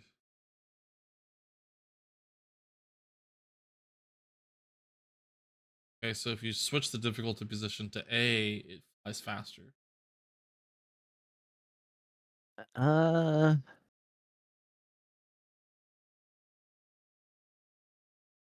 do I have to like restart or something? Maybe. Oh, okay. So yeah, when I flipped it to A, uh, yeah, and I hit reset. I'm definitely noticing an improvement now. Mm. Yeah, it doesn't switch mid game, but once you hit reset, it takes effect. And this definitely feels like it's more fun to play, but also more difficult to play. Okay. So if you want it more difficult, go to game 3. Well, I don't, but I'll try it out. Oh wow, this one is zipping around. Yeah. Oh geez. Yeah, I just collected all the things from the monkey the first time.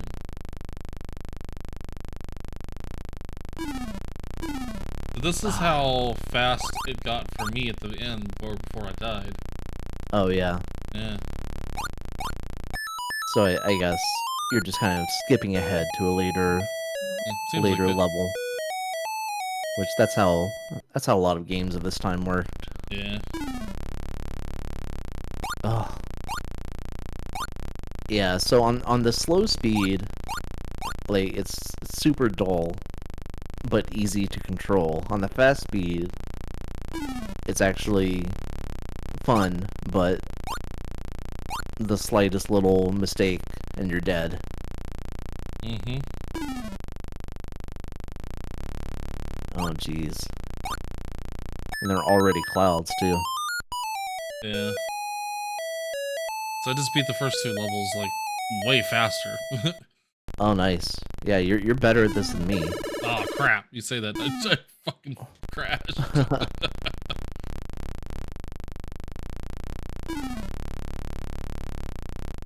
Okay. Well, I cleared the first level at least.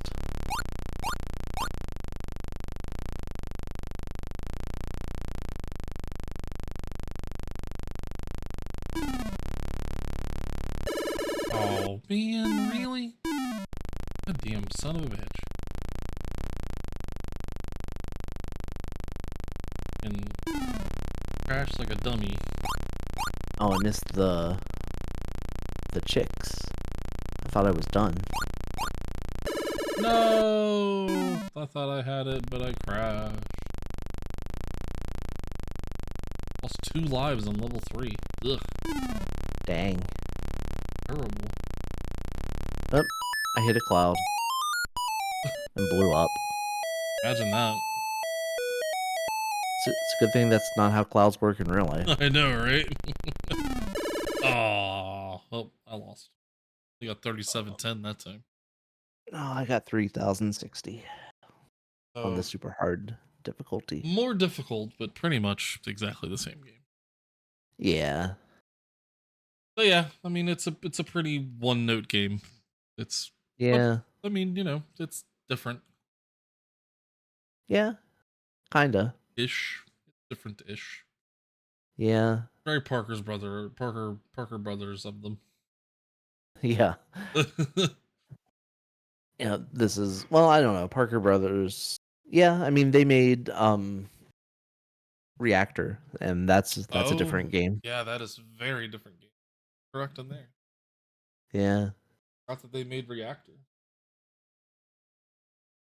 Yeah, I don't think this game will quite rise to that level. But I'm ready to do the science and find out if you are. Absolutely. Okay, Sky Skipper, 1983 by Parker Brothers. Yep. It's the heyday of the old 2600. Yep.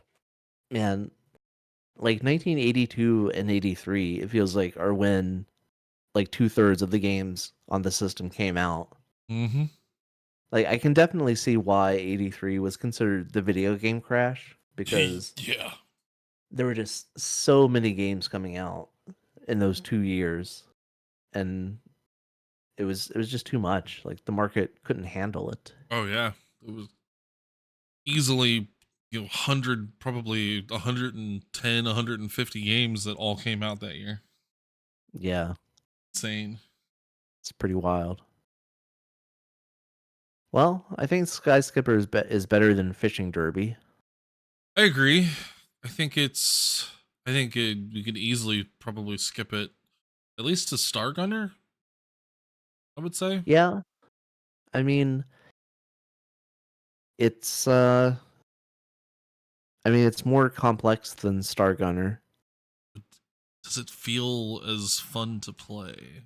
'Cause I mean, Star Gunner, as one note as Star Gunner is, it's still like really fast. Yeah, and yeah, I feel like Sky Skipper really it really drags on the default difficulty. Like it is Yeah.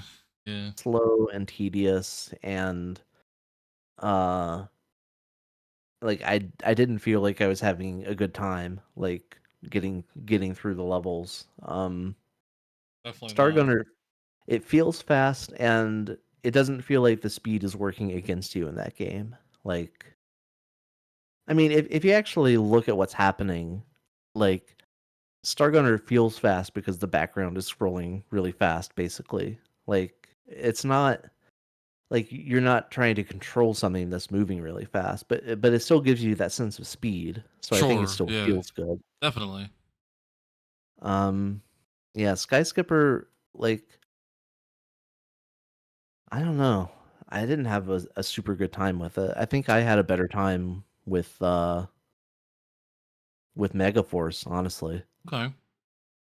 I was just Star Gunner kind of was like the first one in that area that was like, the same kind of like one screen kind of game. Yeah, I mean, so you got to give it props because it's not just it's even though it's one screen, it does do the vertical scrolling thing, which was for the system a kind of a big deal. yeah, and it wasn't just like constantly scrolling. Like you can scroll up and scroll back down. Right, right.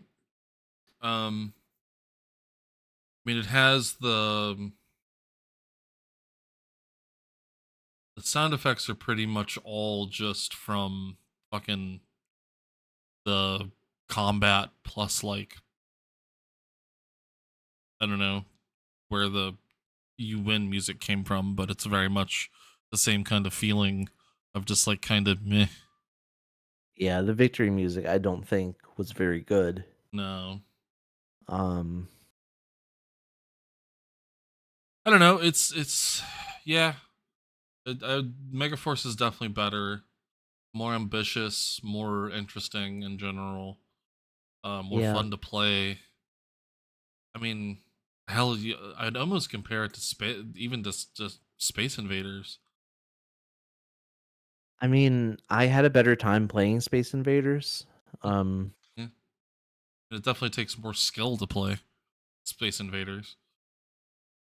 well, I think it takes a certain type of skill, Mm, which I guess that's true. uh, and Skyscraper, like, okay, non-scientifically speaking, I don't like games where you touch anything and you die. Like Yeah, yeah, yeah. like the maneuvering in tight spaces, and if if you so much as touch the edge of a screen, or touch a platform, you just immediately lose a life. I'm not into that, and like that's why I thought laser gates. Well, one of the reasons laser gates was so good, because if you scrape against the top or bottom, you lose a little bit of shields, but it's not like instant death. Right, right. So Yeah, it doesn't.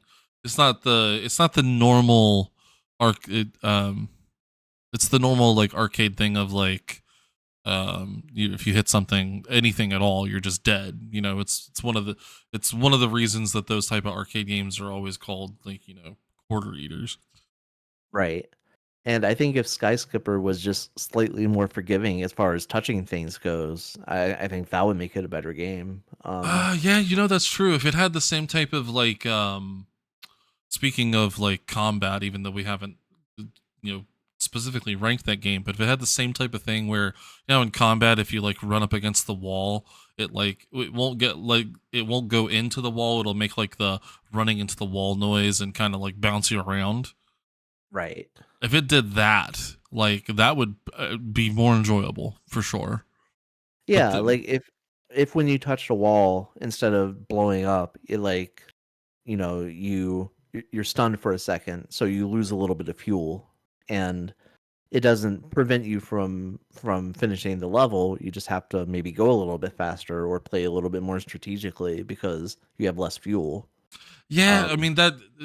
Okay, so coming back to it being kind of fundamentally broken, it actually it doesn't follow like it even makes a big deal in the manual about collecting one of each, and like the fact that it refuels you, but it also gives you like bonus points for doing that instead of just collecting all of them and shit.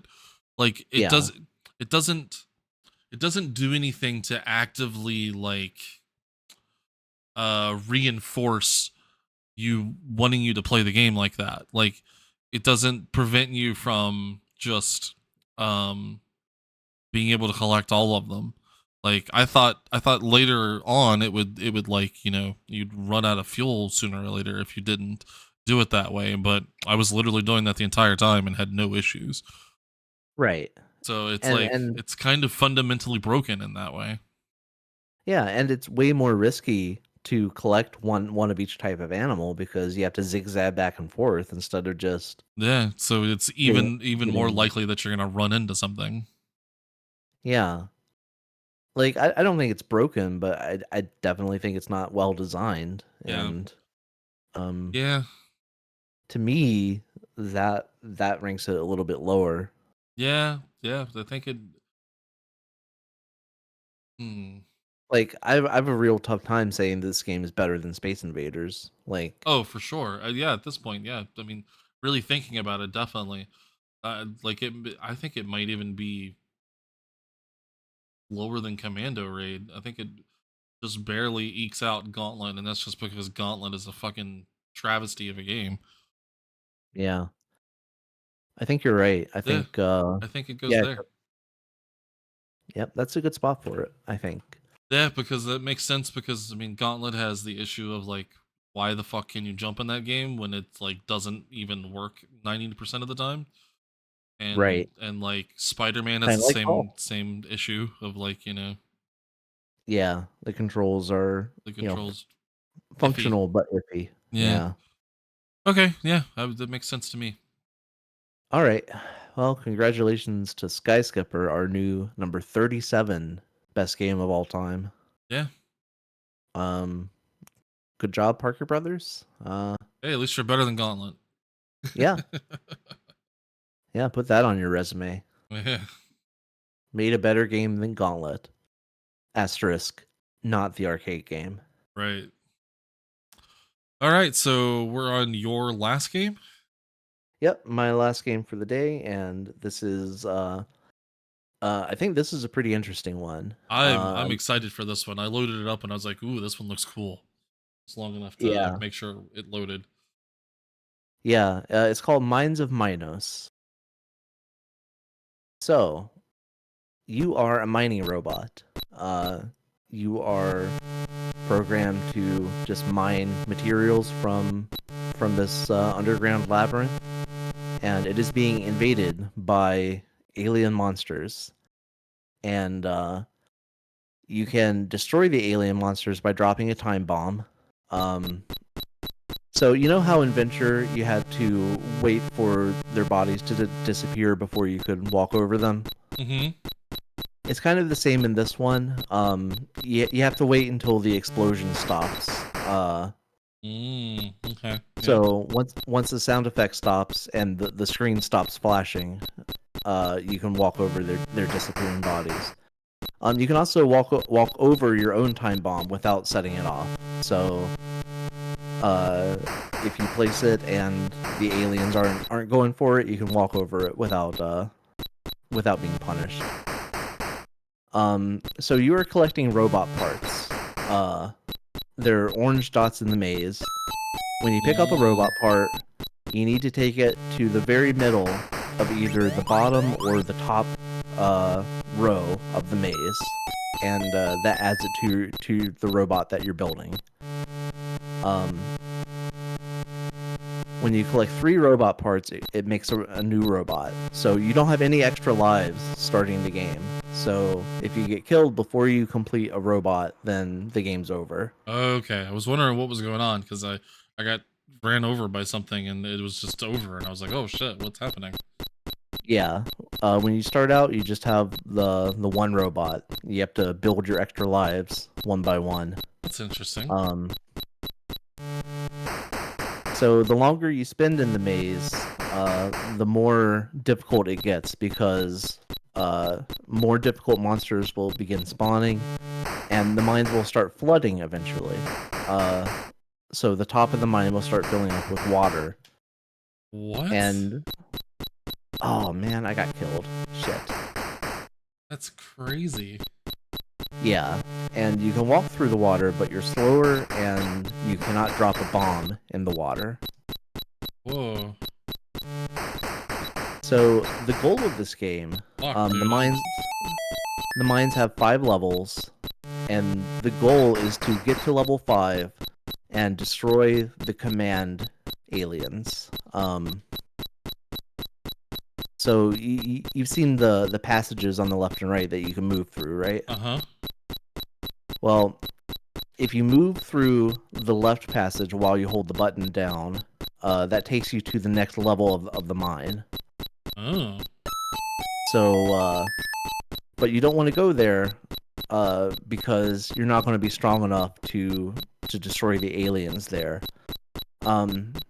So this game actually sort of has experience points. So you see the 2 numbers at the top of the screen to the right of your score. The red number is what level of the mine you're currently on, and the orange number is your current power level. Okay. So for every 1,000 points you get, your power level increases by 1. I died. It started flooding.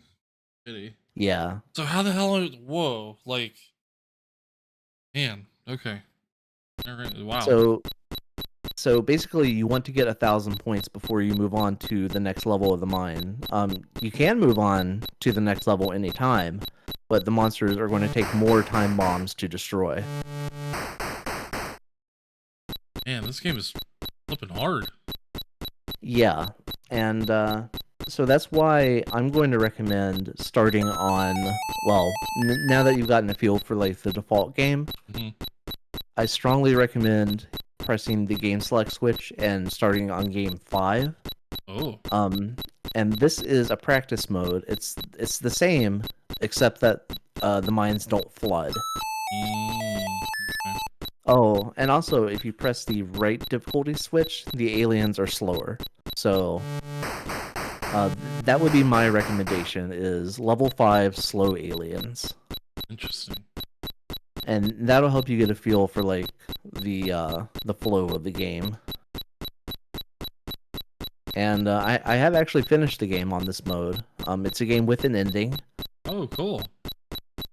and I had a pretty good time doing it. So the way that you win the game is by getting to level 5 and defeating the 3 control aliens. They're kind of like spawning all of the other aliens in the mine. But the way that you defeat them is you have to sacrifice one of your robots to destroy them. Oh, wow. Okay. So you're not just building the robots for extra lives. Building the robots is actually essential to completing the game, because you have to have at least 2 extra ones to defeat the command aliens and win the game. Hmm.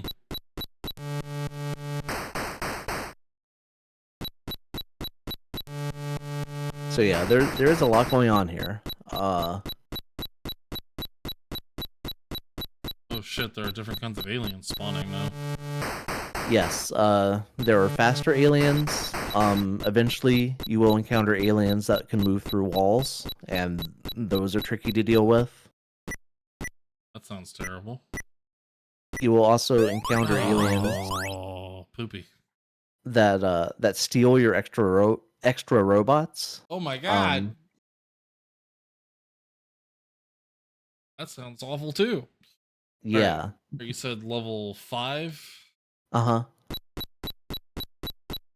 And then right difficulty switch on B for the slow aliens. Or you can try it with them fast. They're not too terrible. Just having to wait for them to despawn. Yeah. When they die. So I have built one full extra robot, and I'm working on building my second one here. What the fuck? I died! What killed me? I'm not sure. I was just standing there waiting for the alien to die and something killed me. Oh, maybe you were too close to the explosion. Oh, is that a thing?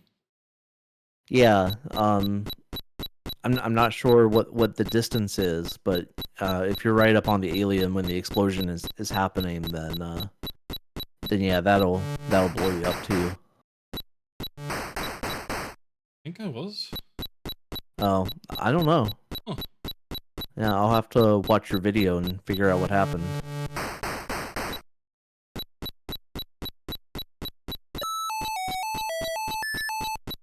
Alright, so I got 940 points. I think I'm just gonna kill a couple monsters to get myself up to 1,000, and then move on to the next level. Killing a monster is worth 20 points. Building or adding to a robot is worth more points. I'm not sure the exact number. Okay, so I have 1,000 points, and the orange number is now 2. So I am a level 2 robot. Cool. So I'm going to hold the button down and move through the left tunnel, and that will advance me to level 2 of the mines.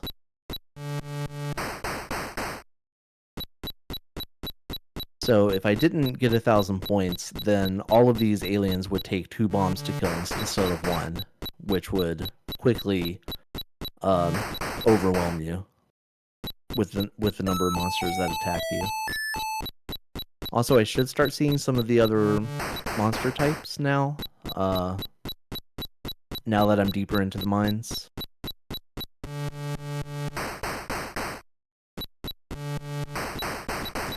So far, it's just these basic grunts.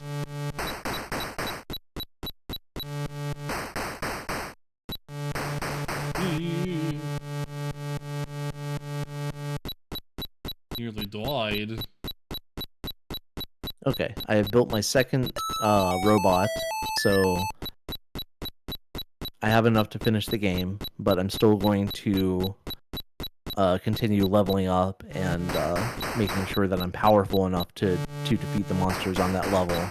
Oh man, I died because of the explosion. Booby. I had to run away because another one spawned directly in my face. Boop.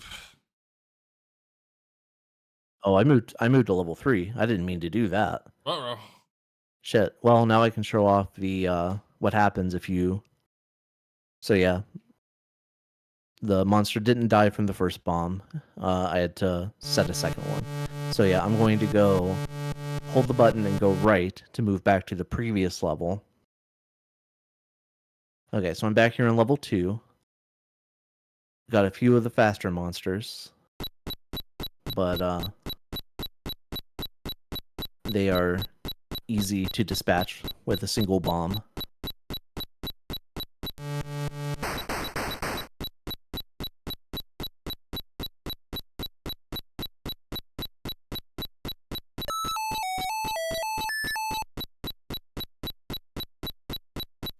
I will say I'm not a huge fan of the constant walking noise that the robot makes. Yeah, it's I not the think- best, but Yeah, and the little chime that you get when you pick up an item or build a robot, it's kind of shrill and unpleasant. mm-hmm.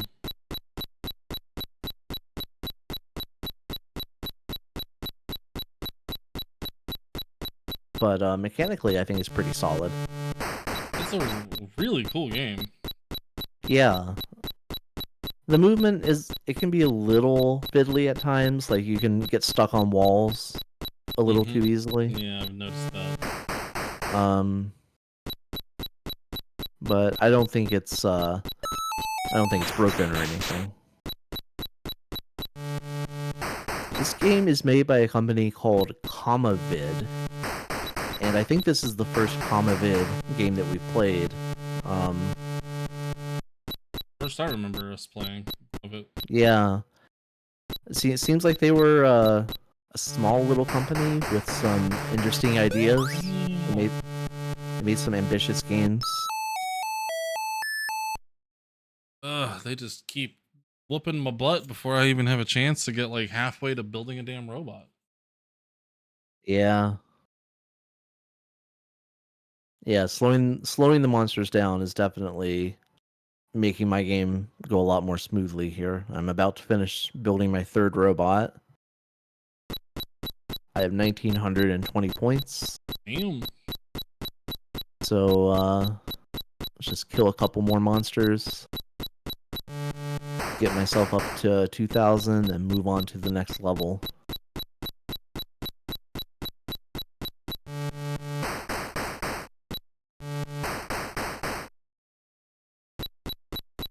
Oh wait, can I carry a robot part to the next level?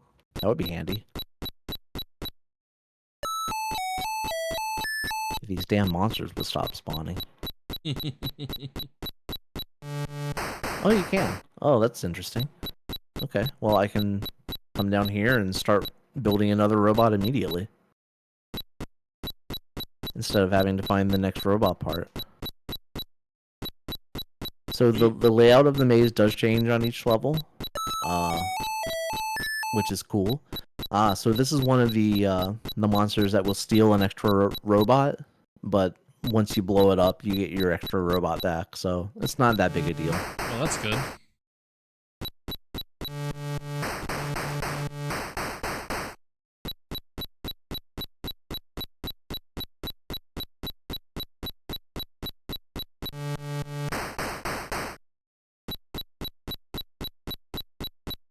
Yeah, I'm tempted to just jump straight to level 5 and just try to kamikaze the bosses, but I'm pretty sure that would be a bad idea.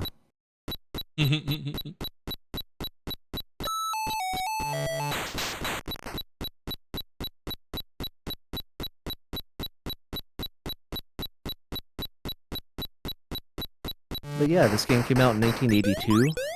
It was one of the hundreds of games from that 1982-83 glut. Yeah. And I think it's pretty fascinating that this game sort of has experience points. Yeah, it has like an well, not an RPG, but like yeah, like it's got, well, I guess early RPG elements. That's kind of neat. Yeah, That's pretty like cool. compared to any other game on the Atari 2600, well, that I know of, this is like the closest to RPG elements I've seen. Yeah. It's interesting that you only have one life and you have to build your other extra lives. I've never seen a game do that before. That's Yeah, pretty. it's a really interesting concept, and the fact that the extra lives are actually important to the mechanics. Like, Yeah, because then they use that as a mechanic of you actually beating the game. Like that's really interesting. yeah, Hmm. and again, if you were trying to play this game without the manual, you Wouldn't. probably wouldn't know any of this. Yeah, yeah, You would yeah. have I no mean, idea. because you would grab the thing and not know what to do with it. Right. You wouldn't know, like, how to move on to the next level of the mine. So, yeah, one of those games for which the manual is totally essential. Definitely. All right. So, I'm going to start building my 5th extra robot here. I have 3,000 points, so I'll move on to the next level of the mine. This one is a lot more open. A lot more open space for the enemies to try to outmaneuver you. Oh wow, interesting. Okay.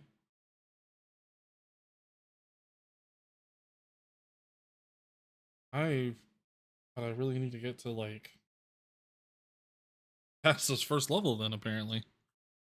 Yeah, it gets a lot more interesting once you get past the first level. All right, you said so the left difficulty switch needs to be an A, The right difficulty switch. right difficulty switch needs to be an A. What does the left one Yeah. do? Anything? That one makes you move slower. Oh, okay. I would want that in Yeah. So it works kind of like much like fishing. It's A. more of a Fishing. handicap switch. Yeah, yeah, yeah.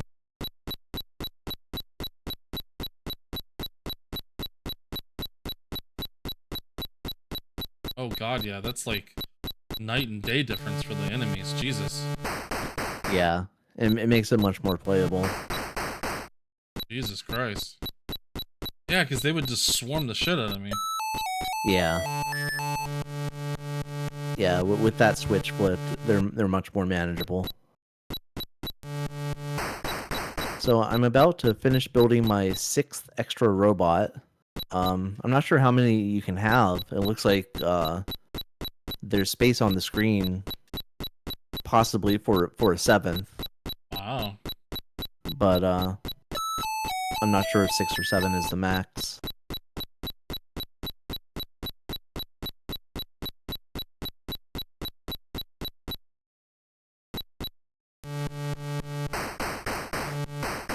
So yeah, turning the flood off definitely makes this game more completable. Oh, so I finally got to the monster that can move through walls, which isn't too difficult to deal with when the enemies are slow, because you just kind of have to lead it to a hallway. All right, let's see Right. if it'll let me start building another robot here. Oh, yep. Oh, well, I got surrounded there. But that's okay, because I have 4 extra robots. I have 4,160 points, so I'm at the maximum power level. Oh god. Oh geez, why are you so fast? Okay. Okay, so I got my robot back. I'm going to move on to level 5 here. So, uh, much more open. Many more opportunities for the enemies to swarm you. But, oh god. So I move up to the top here, and these are this is the command center. These are the aliens that you have to kamikaze. Oh shit. Well, I just lost a life, but I should still have enough to finish the game here. Alright. Alright, that's the first one gone. So I respawn near the bottom here. Have to move my way back up. This enemy is very fast. Fast and tricky. Alright, that's the second one down. I still have 2 extra lives. So I just make my way back up towards the top. And avoid that thing. Oh god. Oh, I got killed by something. What? The hell just happened?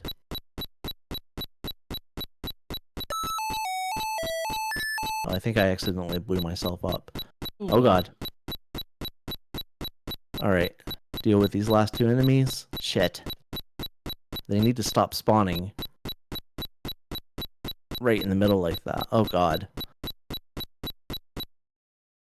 Alright. Blow up the last one, and I won the game. Hey, congrats. Here are all my robot buddies. We're hanging out. We have saved the mines of Minos. The alien menace is defeated. Oops. Oh crap. I built a robot and then I died. The eternal struggle.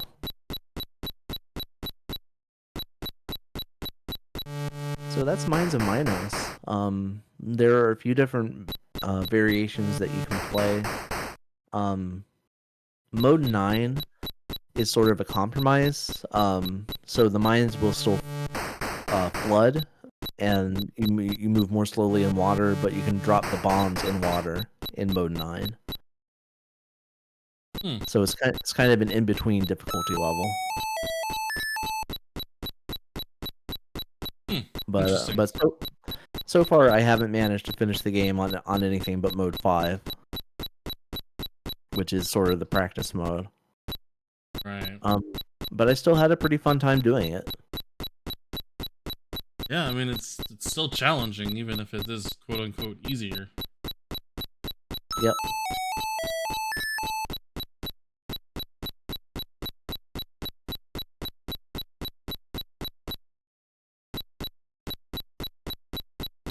So as you get better at the game, you can make the enemies fast again. You can start playing on, slightly more challenging variations.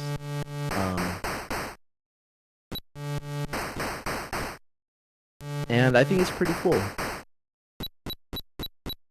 It's a neat little game for sure. It has a lot of really cool concepts that I've never, like I said, I've never seen a game use like actually, you creating basically your extra lives. That's pretty cool. Yeah.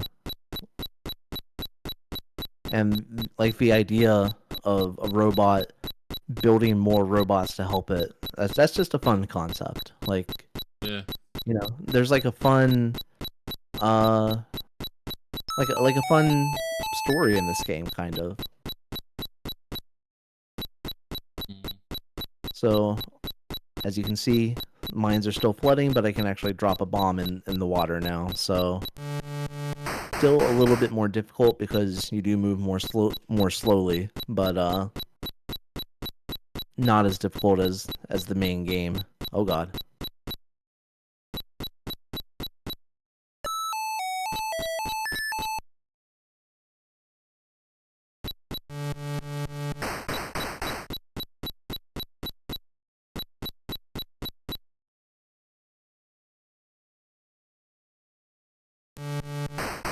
Well, I think I'm ready to do the science on this game whenever you are.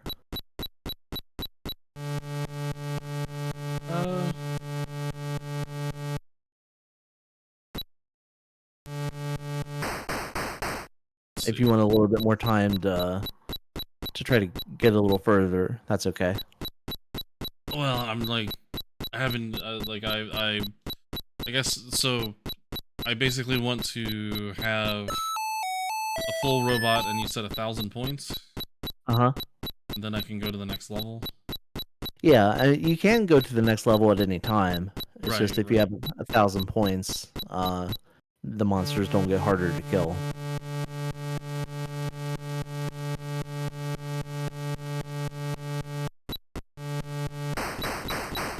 There we go. Oh yeah, so the map is like drastically different. Yep. That's basically what I wanted to see, was what the difference in the maps are. It's a pretty big difference. Yeah.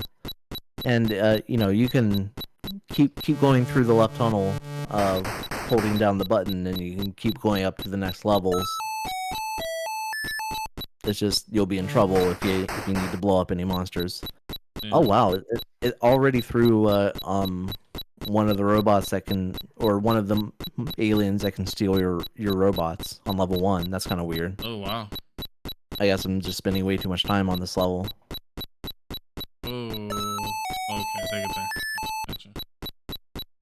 Like, where do I take the thing on level 2? But then I figured it out. Yeah. It would be nice if there was some kind of, like, differently colored tile or something. Yeah, I wish there was, like, just some type of indicator at all. Of, like, this is where you need to go with that. Yeah, this is where you build more robots. Yeah. But for as complex as this game is, I do sort of understand that they might have just run out of space on the cartridge for extra stuff. Probably. Ugh.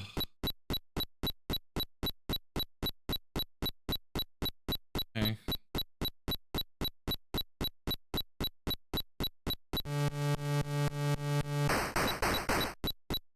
Interesting.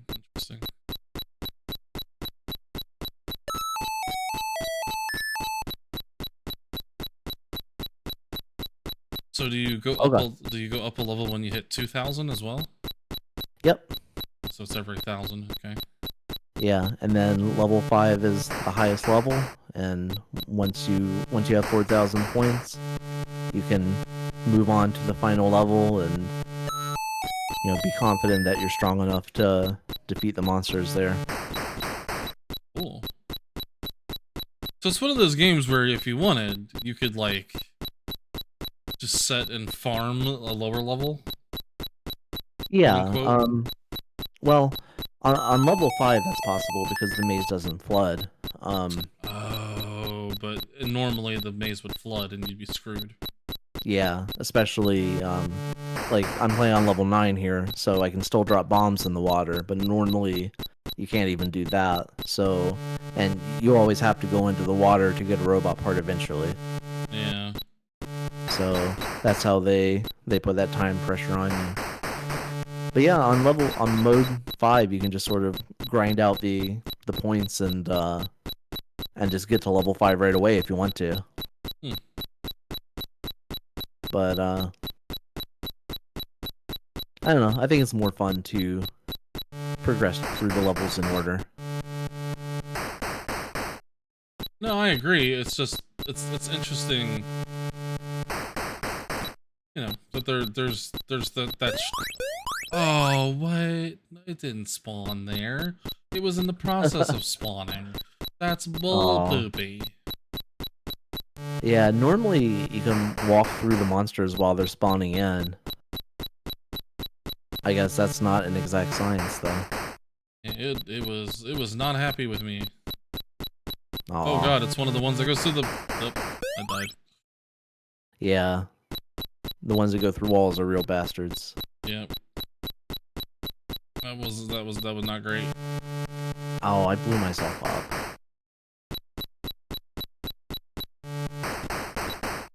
Okay. So you have to have at least one extra robot by the end, right? You have to have at least 2. At least 2? Oh. 2 extras, yeah, because there are 3 boss monsters that you have to sacrifice lives to defeat. So Hey. Right. you can sacrifice your last robot and still win. So as long as you have 2 extras, then you can come out victorious.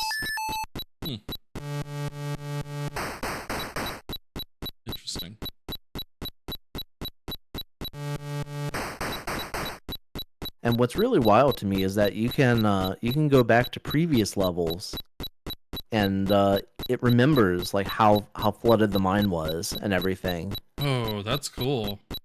Yeah, so That's even some adventure shit there.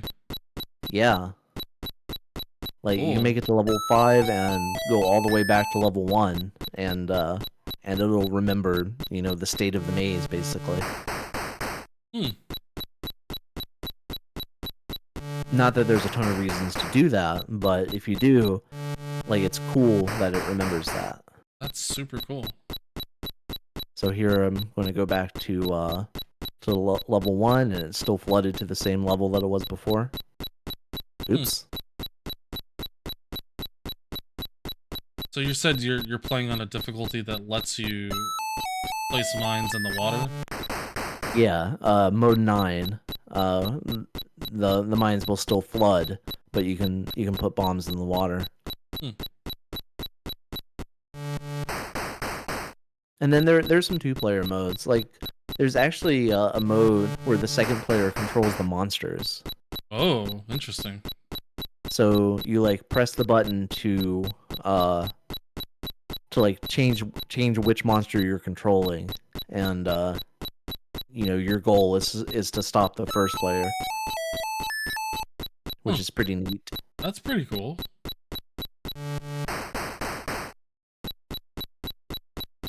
That's definitely not something I've seen in another Atari game before, I don't think. Yeah. Like being This able game to actually control the monsters. Yeah. Like, this game has a lot of really cool ideas. And I think for the most part they're all executed pretty well. Yeah.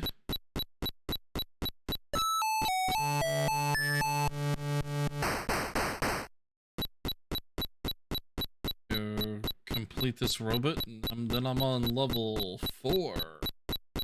Nice. You're getting there. You're building yourself a robot army.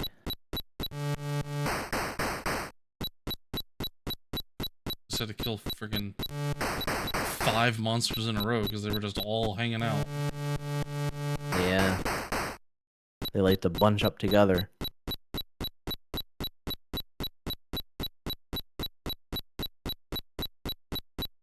Thankfully, not another one of the ones that go through the walls has spawned again yet. Yeah. That one's a real fucker. Alright, so this is level 4. Level 4 is, oh boy, it's pretty open. Yep. Interesting. Oh god, these fast-moving ones are the worst. Yeah, they're kind of crazy. Like they kind of remind you of like like, it's like the alien from The Grudge or the monster from The Grudge or some shit. Yeah. Like trying to fucking come after your ass. Yeah, and it doesn't obey the rules of reality. Yeah. Alright, well. The level 4 is interesting because it seems like it would be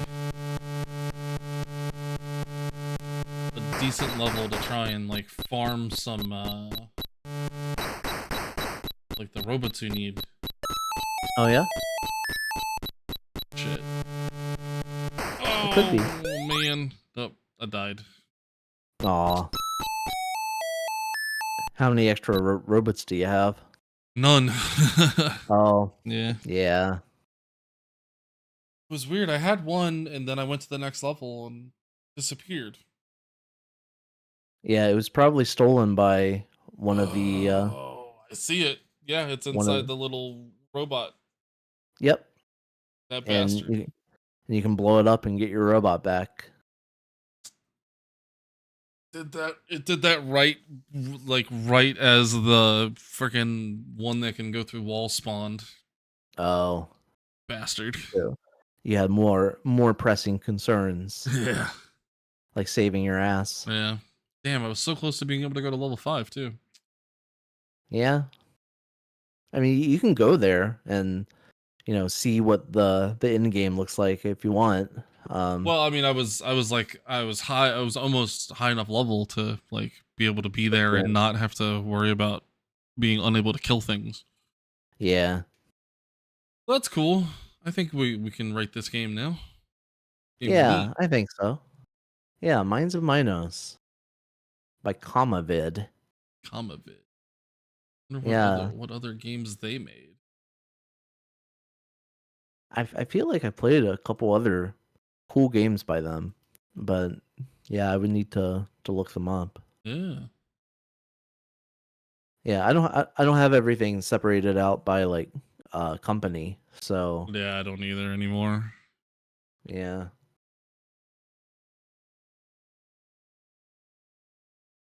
Oh, Minds of Minos. I feel like this one is going to be pretty high up there. Yeah, I feel like it as well. Like I'd rather play it than Krull. Wow, interesting. Yeah, they made a bunch of different games. Yeah, and like their logo is like a comma with a TV inside it. Yeah, So, that's pretty neat. yeah. Wonder what the inspiration for that company name was. Yeah, I don't know. All right. Let's see. I think I mean it's at least it's at least better than I mean what's another let's see what's the last game that we could it's better than Crawl. Yeah, It's for sure. it's It's better better than than Casino. Casino. It's better than Donkey Kong. Yeah, for sure. It's better than let's see. As cool as Venture is, it's better than Venture. Wow, jumping it straight over Venture. Yeah, I Yeah. mean, I agree. It's like there's a lot more to it. Yeah. Um, It's better than Keystone Capers. yeah, for sure. I think it's better than Bump and Jump. Man, Bump and Like, Jump was so fun though. yeah, that's a really rad arcade game. Yeah. Um, Super fun. I think it's on the level of Entombed for sure. It's like very much the same kind of game. yeah, similar Similar at least. maze navigation. Yeah. I don't know. I think the building your extra lives Oh, and no. I was just like that like that's like a kind of a baseline, I think. oh, Um baseline, yeah. yeah. No, I think it's a better game than Entombed for sure. Entombed is cool. It has a lot of it has the, the maze navigation, but like being able to like make your way through like make your own way through it is really cool. And Yeah. the whole idea of like how that game is made and like how, you know, there's like this whole fucking computer algorithm to be able to even create the levels and stuff is super cool. But um but this game is definitely deeper than that. Yeah, for sure. Um better than Crossbow. Yeah. It's I think it's similar to Bank Heist in the basic mechanics. Like yeah. you're moving through a maze and you're dropping bombs to blow up things that are chasing you. Oh, that's true. Yeah, that's yeah. I Um, wasn't gonna put that together, but you're right. Yeah, yeah, and I think if we were ranking it just on the basic mechanics, I think Bank Heist feels better. for It sure. moves faster and it is like it's a more exciting game to play just from a pure action perspective. But I But definitely yeah, yeah, but I think the adventure mechanics puts it up in to like, above the haunted house level. for sure. Yeah, yeah.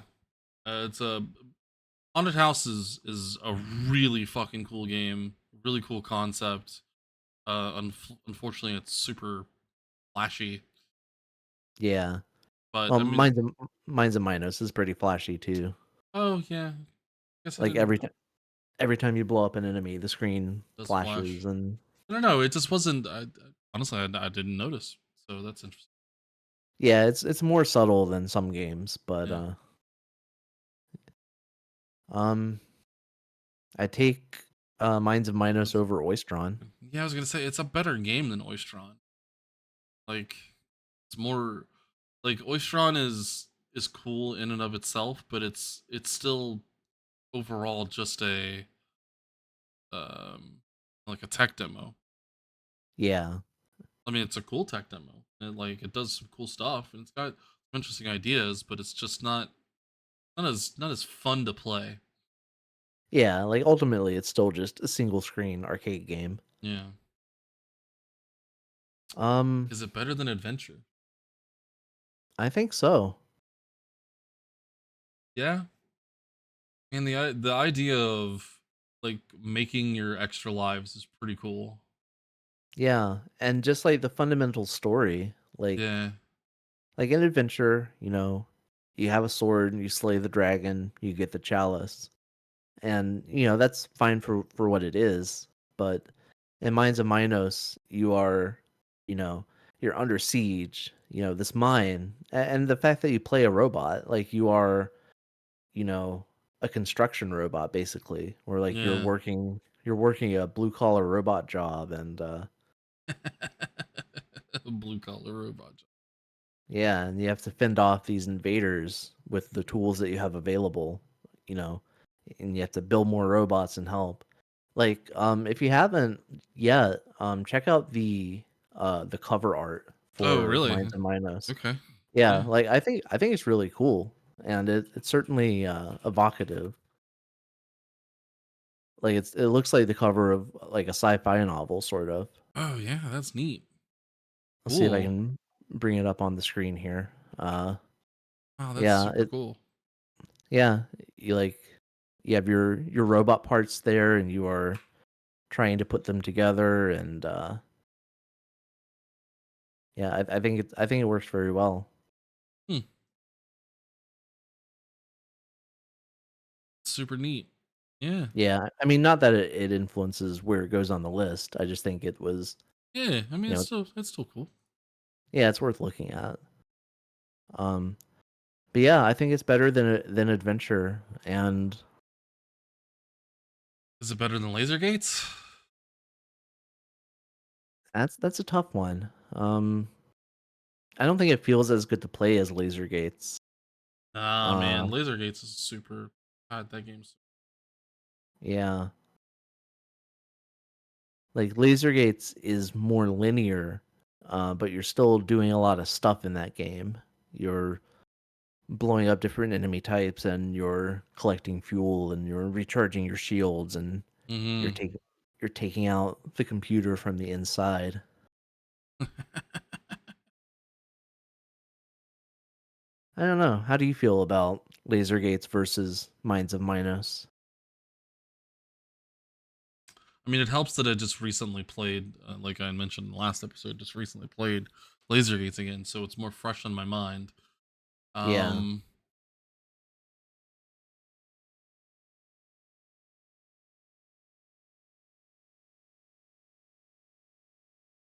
I think Laser Gates is a more engaging game to play simply because as video games as a whole have figured out that we as humans like to shoot things. Yeah. And I think that's just put the, I mean that unfortunately puts it, I mean not unfortunately, but that puts it above it, I think. Yeah, like shooting is just fundamentally a more fun action than Yeah, dropping a time bomb. for sure.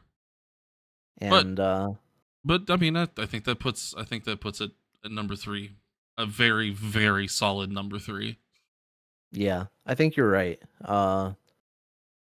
Yeah, it's definitely it's not to the level of Riddle of the Sphinx even as an adventure game. No, Um no. that game is crazy. That game's Uh crazy. but yeah, Minds of Minos, I think number 3 is the spot for it.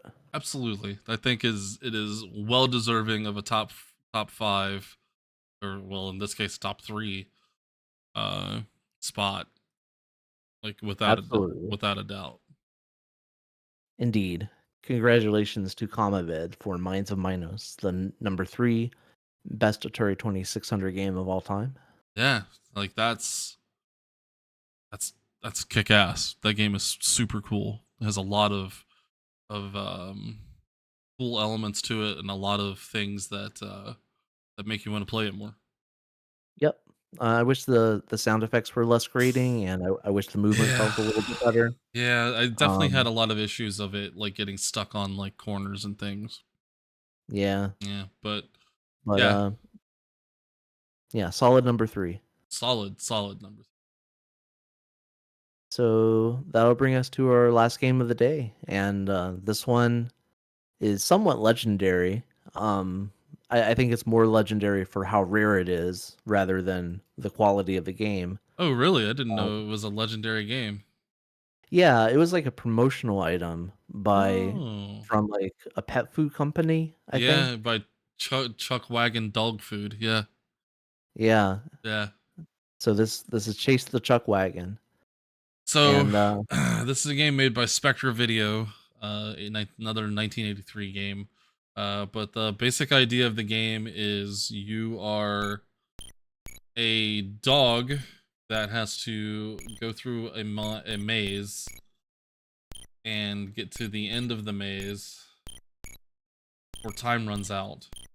Catch the wagon that has food in it, and I see.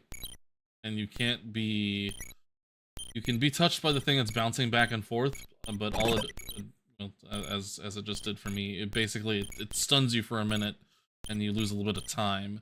But you cannot be touched by the person walking back and forth. That will cause you to lose the level. Um, quick question, is there anything special I need to do to start the game? What did I do? Hold on. I'm at the title screen. I'm Oh, pressing the button. you have to hit F. You have to hit the game select. For some reason, that is what Okay. causes it to start. Okay. Thank you. No problem. Then there's a bonus level where son of a bitch, where you have to time. I'm going the wrong way. You have I'll describe it when I get there. I was there, and then I have reset to try and uh, figure out what button I hit to start the damn game. Oh, sorry about that. No, you're fine. Oh god, this thing. Seriously, please. Okay, thank you. You get to a.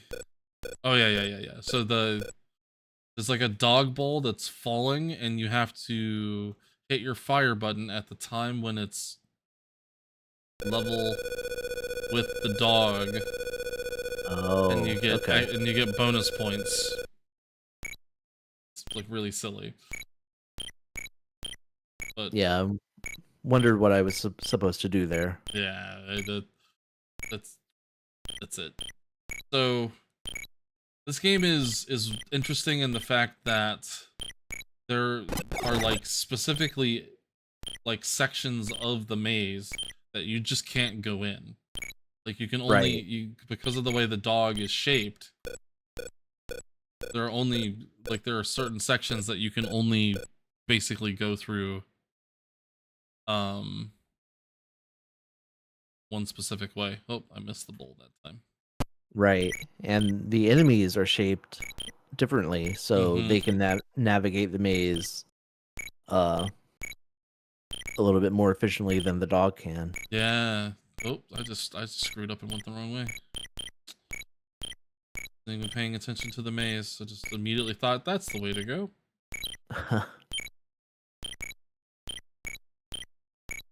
Yeah, and the maze in this is truly like maze-like. Like it's not maze in the Pac-Man sense where, Yeah, you no, know, yeah. It's more like the maze on like a back of a cereal box or something.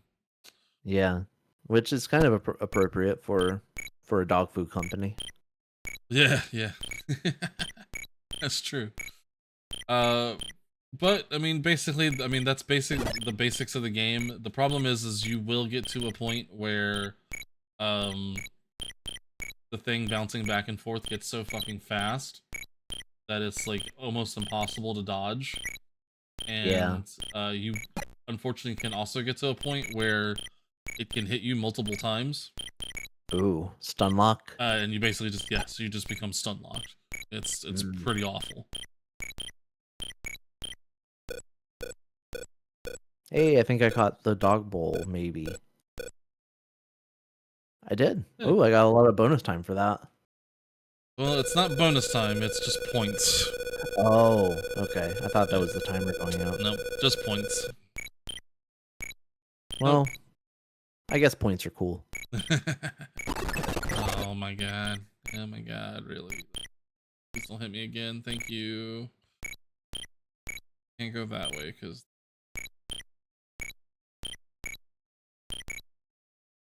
I mean, like, some of the mazes, like this particular level that I'm on, are, like, super simple. It seems like they might be randomly generated. I don't know.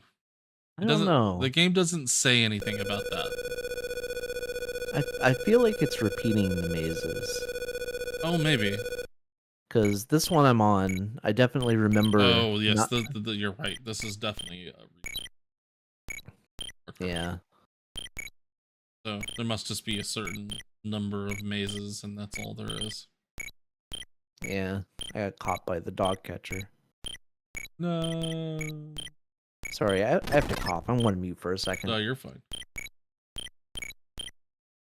God, please move. Please move. Thank you.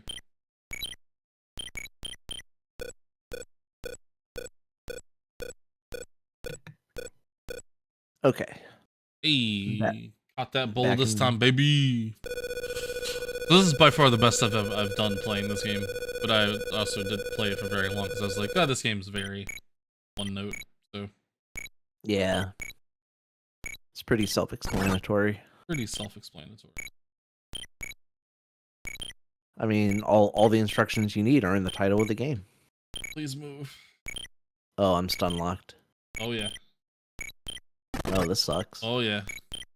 Here it comes. I'm about to be too. I went the wrong way, and I'm gonna pay for it. Oh, okay. Good. Never mind. Oh, that's bad. This might be the level I don't make it. Yep, there it is. Yep. Yep. Can't move, can't move. Yep, there it is. Oh, yeah. Can't move. Still can't move. Still can't move. I can't move. And I can't move. And there it is. That's the old stun lock that we mentioned. I literally can't move. And I lost. And the losing sound is the worst. Ugh. Yeah, like the whole maze blows up. Yeah, it sounds like a fucking ship exploding or something. Yeah. Like, it's the worst thing ever that this dog didn't get to its food. It is. Are there are there lives? Because I feel like I've died several times and I think I'm still going with the same game. I believe there are lives. I'll tell you as soon as I can move. Okay. Oh god. Like, this is worse than Kool-Aid Man by far. Oh. Like, you get stunned and you cannot recover. Like, you're stunned for so long. And oh my god, what the hell? That was insane. The bouncing thing is just so hard to avoid. Yeah, it's pretty awful. Yeah. It is definitely not great. Yeah. Dogs have much harder lives than I realized. Yeah. And, you know, it has the normal Atari, like, movement issues of, like, getting stuck on corners and things. Which is not great. Yeah. Okay, so you do have a limited number of lives. My game is definitely over now.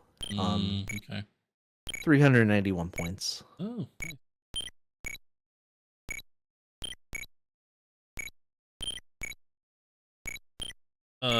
Don't miss the dog bowl, apparently. Like, if you don't hit the button, the dog bowl will keep spawning. And it's just the sound of the world exploding over and over and over again. Oh god. Yeah. I just did it again so that people would realize it. That's terrible. I'm sorry for headphone listeners. That's the worst. Yeah. I'm at 700 and I don't know 780 or something points. I don't know. Oh, nice. But yeah. That's the game. Want to rate it? We can go ahead and do that now. Yeah, I think I'm good. I'm definitely. I've clearly done the same couple of levels over and over again, so. Yeah. Like, I will say, after years of hearing about how rare the game is, it's interesting to actually see what the game is, because that, like, I had no idea what it was. I've just heard that it's worth billions of dollars because there are only 100 copies or whatever. Really, I didn't know. I did not know it was that rare. That's insane. Yeah, supposedly. I mean, that might be, like, outdated information, because Huh. I haven't really heard anything about Chase the Truck Wagon in a long time. But, Chase the Chuck Wagon. yeah. Oh no. Oh, well, a loose copy is worth like, you know, over $100 Yeah, even now. which, for Atari 2600 games, that's That's pretty insane. Like that's legit insanity. yeah. I wouldn't pay $100 for this. I mean, there are games obviously that are more expensive and worth a fuck ton. Like that game apparently. Air Raid is the most expensive game on the Atari still. Oh, really? Yeah, I $8,000. Jesus. Yeah, eight I thousand don't think dollars.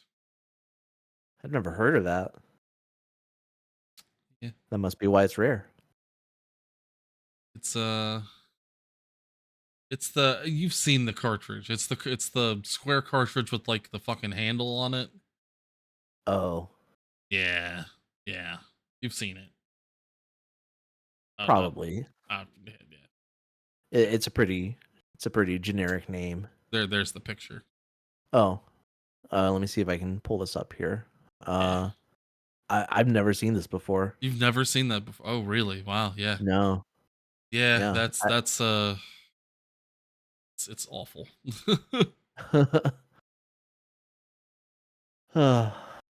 Well, what about Chase the Truck Wagon? Is it awful? I mean, it's mediocre. I mean, it's nothing amazing or anything. I mean, it works. It's like it's like probably on the I want my mommy range, I would Oh, say. damn. You don't think it's Yeah. that you don't think it's that bad? Well, I was going to start with Kool-Aid Man just because I made Oh, that okay. comparison. Oh, Um, sure. I mean, that's fine. yeah, I I do mean, think it's worth. I mean, I may be wrong, so by all means. Yeah, let's science it out a little bit. Um, it's worse than Kool-Aid Man because you get stunned and Yeah, it's yeah. basically game over. And it doesn't have any And of the fun color stuff. Yeah, Kool-Aid Man's just a better game. yeah, More fun to play in general. yeah. Chase the Truck Wagon is worse than Space Invaders. For sure. I mean, Space Invaders is space. I mean, it's Space Invaders for God's sake. Right. Uh, Is it better than? Is it worse than Sky Skipper? I mean, Sky Skipper is very much one note, exactly like that game. yeah. I think I had a better time with Chase the Truck Wagon because Yeah. you you don't have to, like, Avoid be hitting the walls. yeah, it's Oh not yeah. like Oh god. Yeah. If that game was one of those games where if you hit the walls you died. Whew. yeah, like, it's like playing Operation. Like, you're trying to very carefully maneuver these little things out without touching the sides, and mm, I don't find that very fun. Definitely do not find that very fun. Um, so I guess it's down to, is Chase the Truck Wagon better than Commando Raid?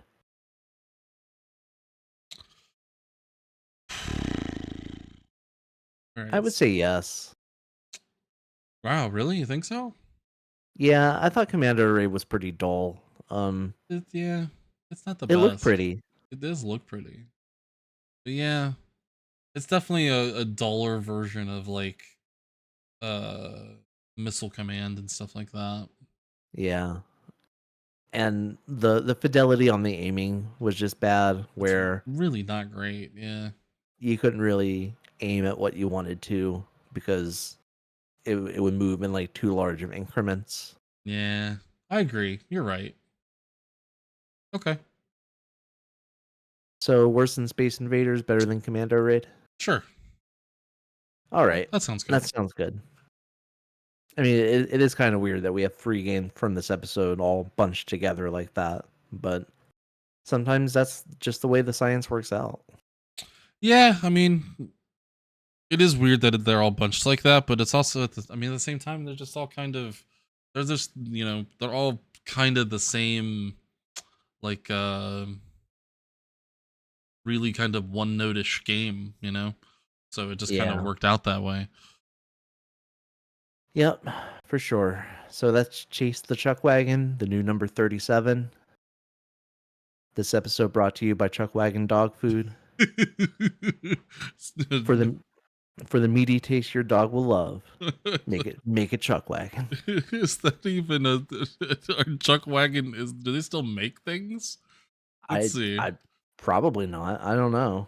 Chuck Wagon dog food. No, they are no longer a thing. I think they are kibbles and bits now, apparently.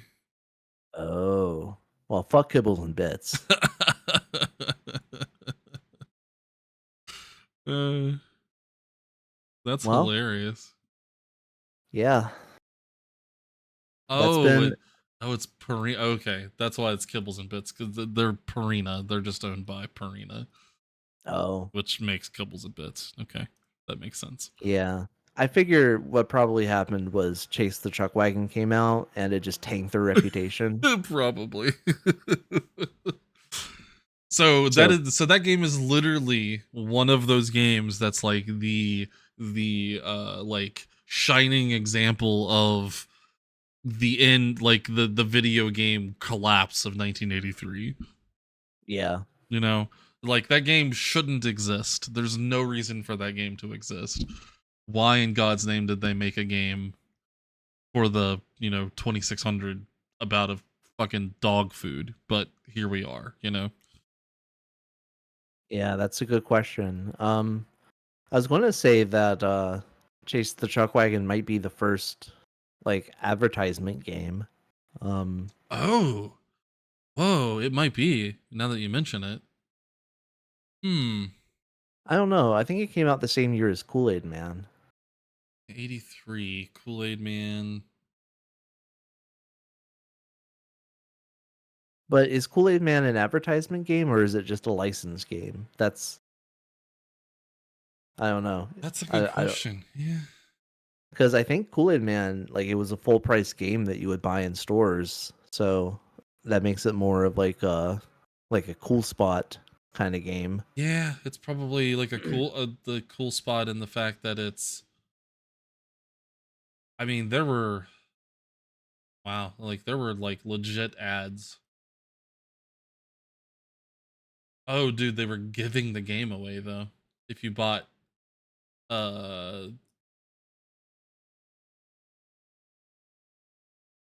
Yeah, like that's why if it's you so rare. if you bought Kool-Aid. Well, no, like Kool-Aid Man, they were giving it away if you Oh. bought enough, if you had enough proofs of purchase that you bought Kool-Aid, you could get the game for Oh. free. Okay, that makes sense. You have to have 125 Kool-Aid proof of purchase points. I don't know how many that is, but Good God. a lot. That's a lot of Kool-Aid. That is a lot of Kool-Aid. I mean, if you drink nothing, I mean, if you're a kid, I mean, I don't know. You didn't drink Kool-Aid as a kid, though, did you? I did sometimes, yeah. Yeah, it wasn't very often. Yeah. We were Well, my family was more of a, yeah. I think I drank a lot more Kool-Aid whenever I came over to your place. anyway.